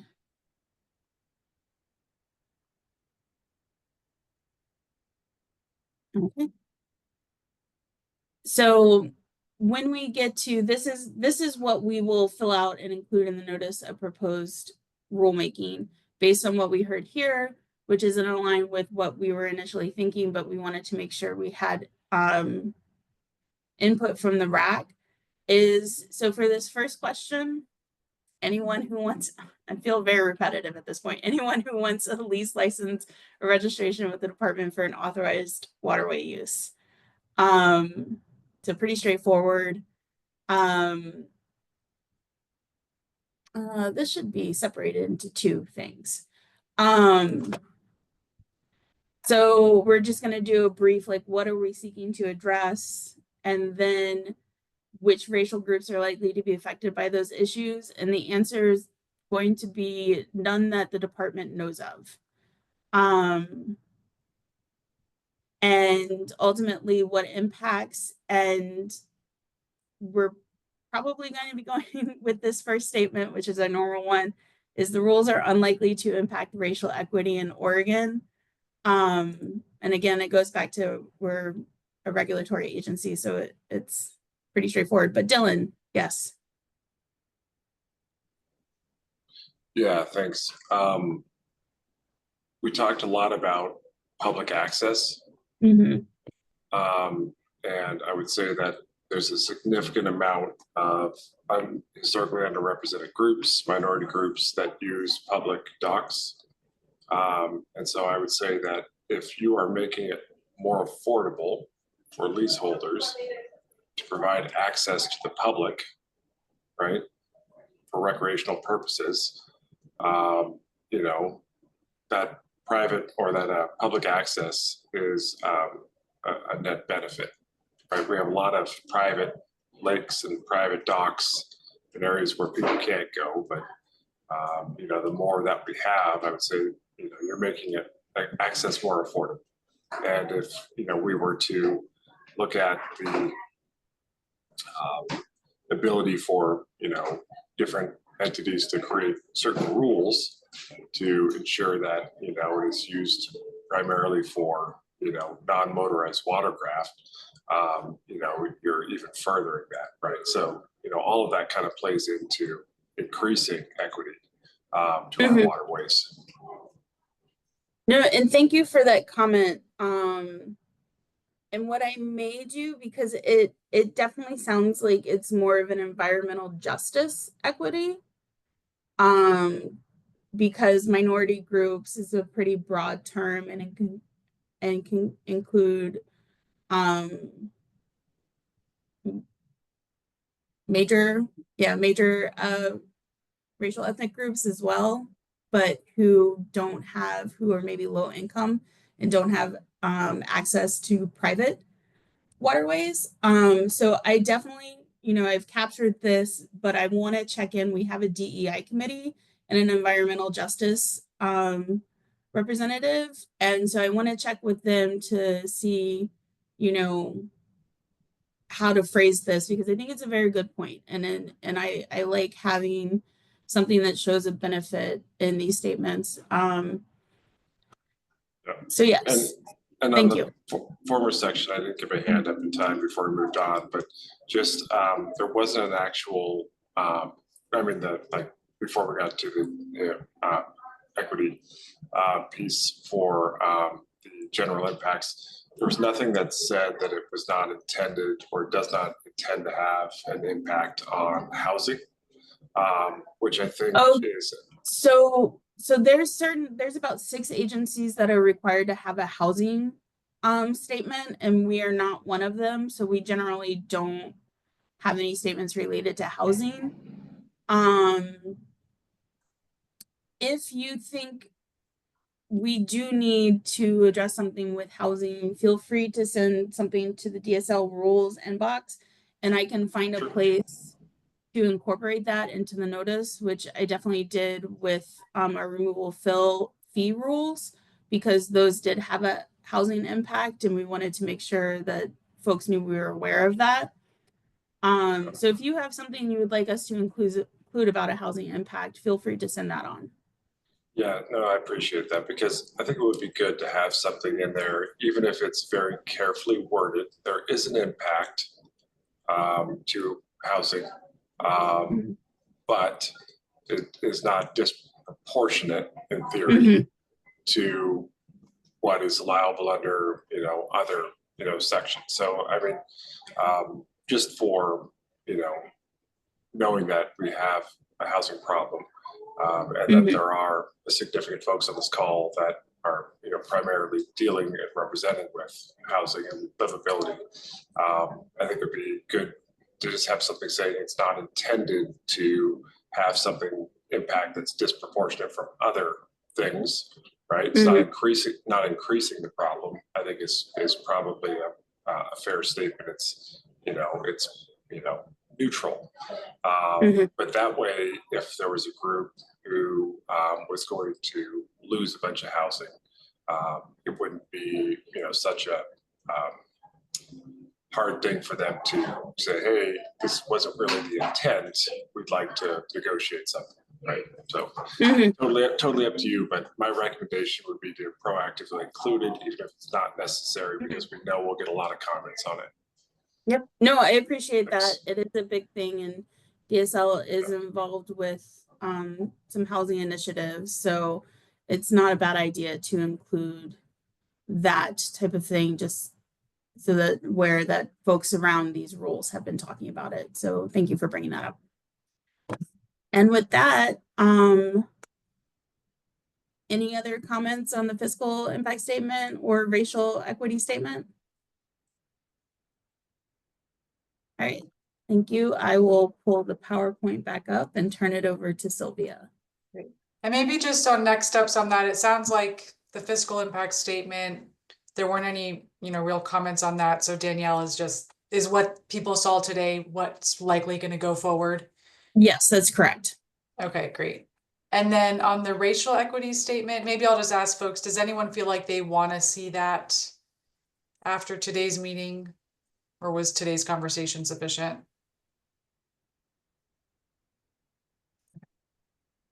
Okay. Thank you. All right. I didn't have time to get my hand up. I think it would be great just to see that if any edits are made with respect to my comments. I'd like to see them before they post, or just know that there was an update. If not, that's also fine. I think it'd be good to know. Okay. Okay, great. Thanks, John.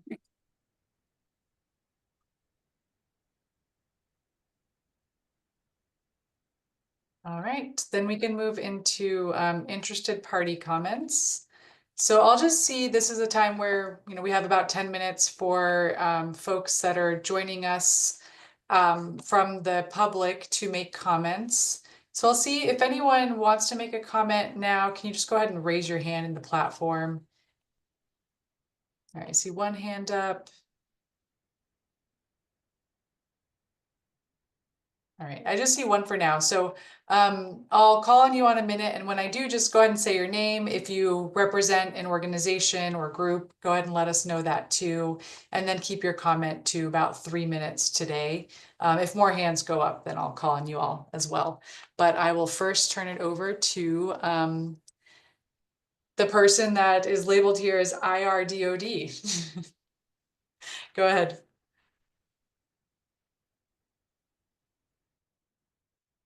And if you're speaking, we can't hear you. It looks like you're still on mute. Is it *9, Sylvia, if you're on the phone? If you're on the phone, it's *9, but it looks like you unmuted. Go ahead. I actually thought you would unmute me, but anyway, my name is Steve Harkins. I'm from West Hayden Island, Morridge. In fact, I decided not to make this statement until I heard Blake give his examples. So he's had 2 chances to provide examples, and he's not, as Jim noted, provided one example of a high-cost lease or a floating home mortgage. And I think that's important, as you're going to see in what I have to say. I've watched the meetings of the RAC with great interest and would note that points made by its members have led to welcome changes in the proposal. However, I'm most struck by the fact that despite repeated arguments made by RAC members, DSL remains committed to calculating the real market value per square foot of the adjacent upland and claiming that the leased MUD should cost the same amount per square foot. In fact, DSL's own data shows that this approach does not result in reasonable lease charges. For example, in the first iteration of the proposal, Jansen Beach, a floating home mortgage, was informed that their lease would be $1.45 million per year. In response to this case and others like it, DSL suggests a cap of $175,000.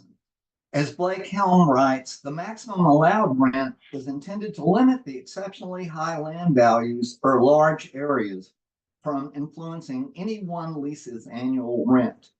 In other words, their formula does not produce reasonable outcomes, and so they have to overrule it. This means that we can have one lease that's calculated to be 5 times higher than another, but each will pay $175,000. Of course, this is inequitable, but this inequity doesn't just affect the high-cost leases. All of the leases, not just high-cost leases, are calculated using this flawed approach, but without the benefit of a cap. Why should DSL use an approach that they themselves believe needs correction when there are viable alternatives that can produce reasonable outcomes for everyone? Once again, these high-cost leases show that the process produces bloated lease costs, not just for high-cost leases, but for all leases. And finally, I would say RAC members should have seen examples of high-cost leases. It could easily have affected their evaluations of the proposal. Thank you. Great. Thank you, Steve. Appreciate that. I don't see any other hands raised for public comments, so I think we'll move into next steps. And Danielle, I'll hand it over to you. Thank you. I've mentioned earlier and about our public comment period and when it will start. It's going to start July 1st and go through August 15th. So 45 days, 45 calendar days, which is a little bit longer than what we normally do with the department. We realize that these rules and changes will have a significant impact. So we want to let folks have a decent amount of time to prepare their comments to send into the department. And during the comment period, that July 1st to August 15th, we accept written comments all throughout that time. We will receive oral comments during our public rule hearings. We have 6 that we are scheduling. We're going to have 2 virtual and 4 in-person statewide. These won't begin until the week of July 21st. And the 4 in-person statewide is we're trying to hit areas that are convenient to folks and also represent a large number of leaseholds. So we're going to have 1 in Tillamook, 1 in Florence, 1 in the Portland metro area, and 1 in Bend.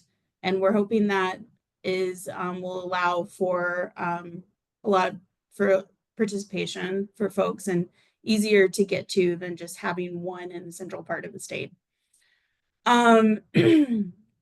We anticipate, and let me backtrack for a second. Each public rule hearing, the way that the department holds them is we will have at least the first half hour dedicated to a presentation about what's changing. And as you know, we talked about earlier, Jim brought it up and I reiterated that we'll have examples specific to those areas. And then we'll have a Q&A after that presentation, and then we'll take formal comments. So we anticipate taking the final proposed rule language to the State Land Board in either October or December of 2025. It depends on the comments we receive, if we need to make additional changes, but that's what we're planning on. And we're going to do an effective date of July 1st, 2026. And this is going to give us plenty of time to get information out to the public and everybody everybody that we know that's going to be affected by these, just to give them as much information as possible. And so as always, in the next week, a meeting summary will be sent out, but we'll also be having an overall summary of the entire RAC process. And that will be sent to the RAC members. And also today's meeting recording will be posted. For RAC members, we're going to be including a survey, very simple, like 4-question survey about the RAC process. We're constantly seeking to improve what we're doing.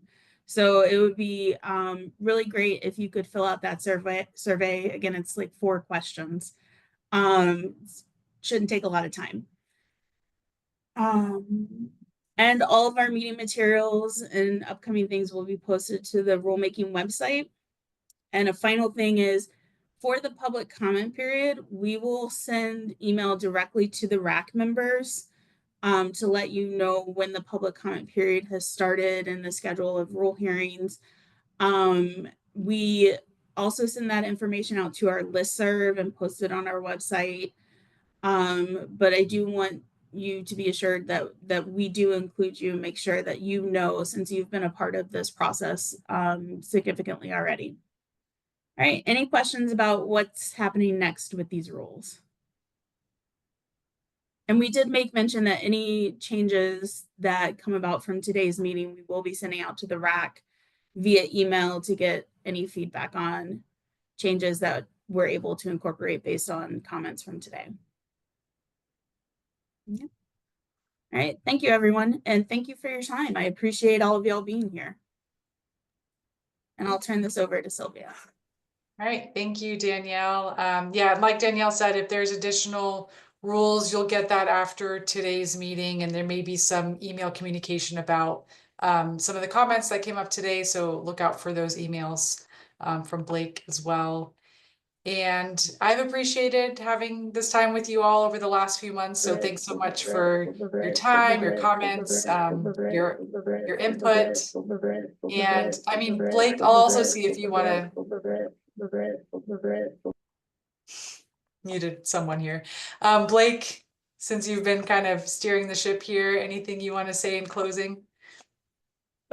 Just, thank you so much for your time. And it was, very beneficial to the state, and I feel like we've made a lot of, good progress on this, and that is in no small part to everybody in this RAC. So thank you. Thank you. All right. Thank you, everyone.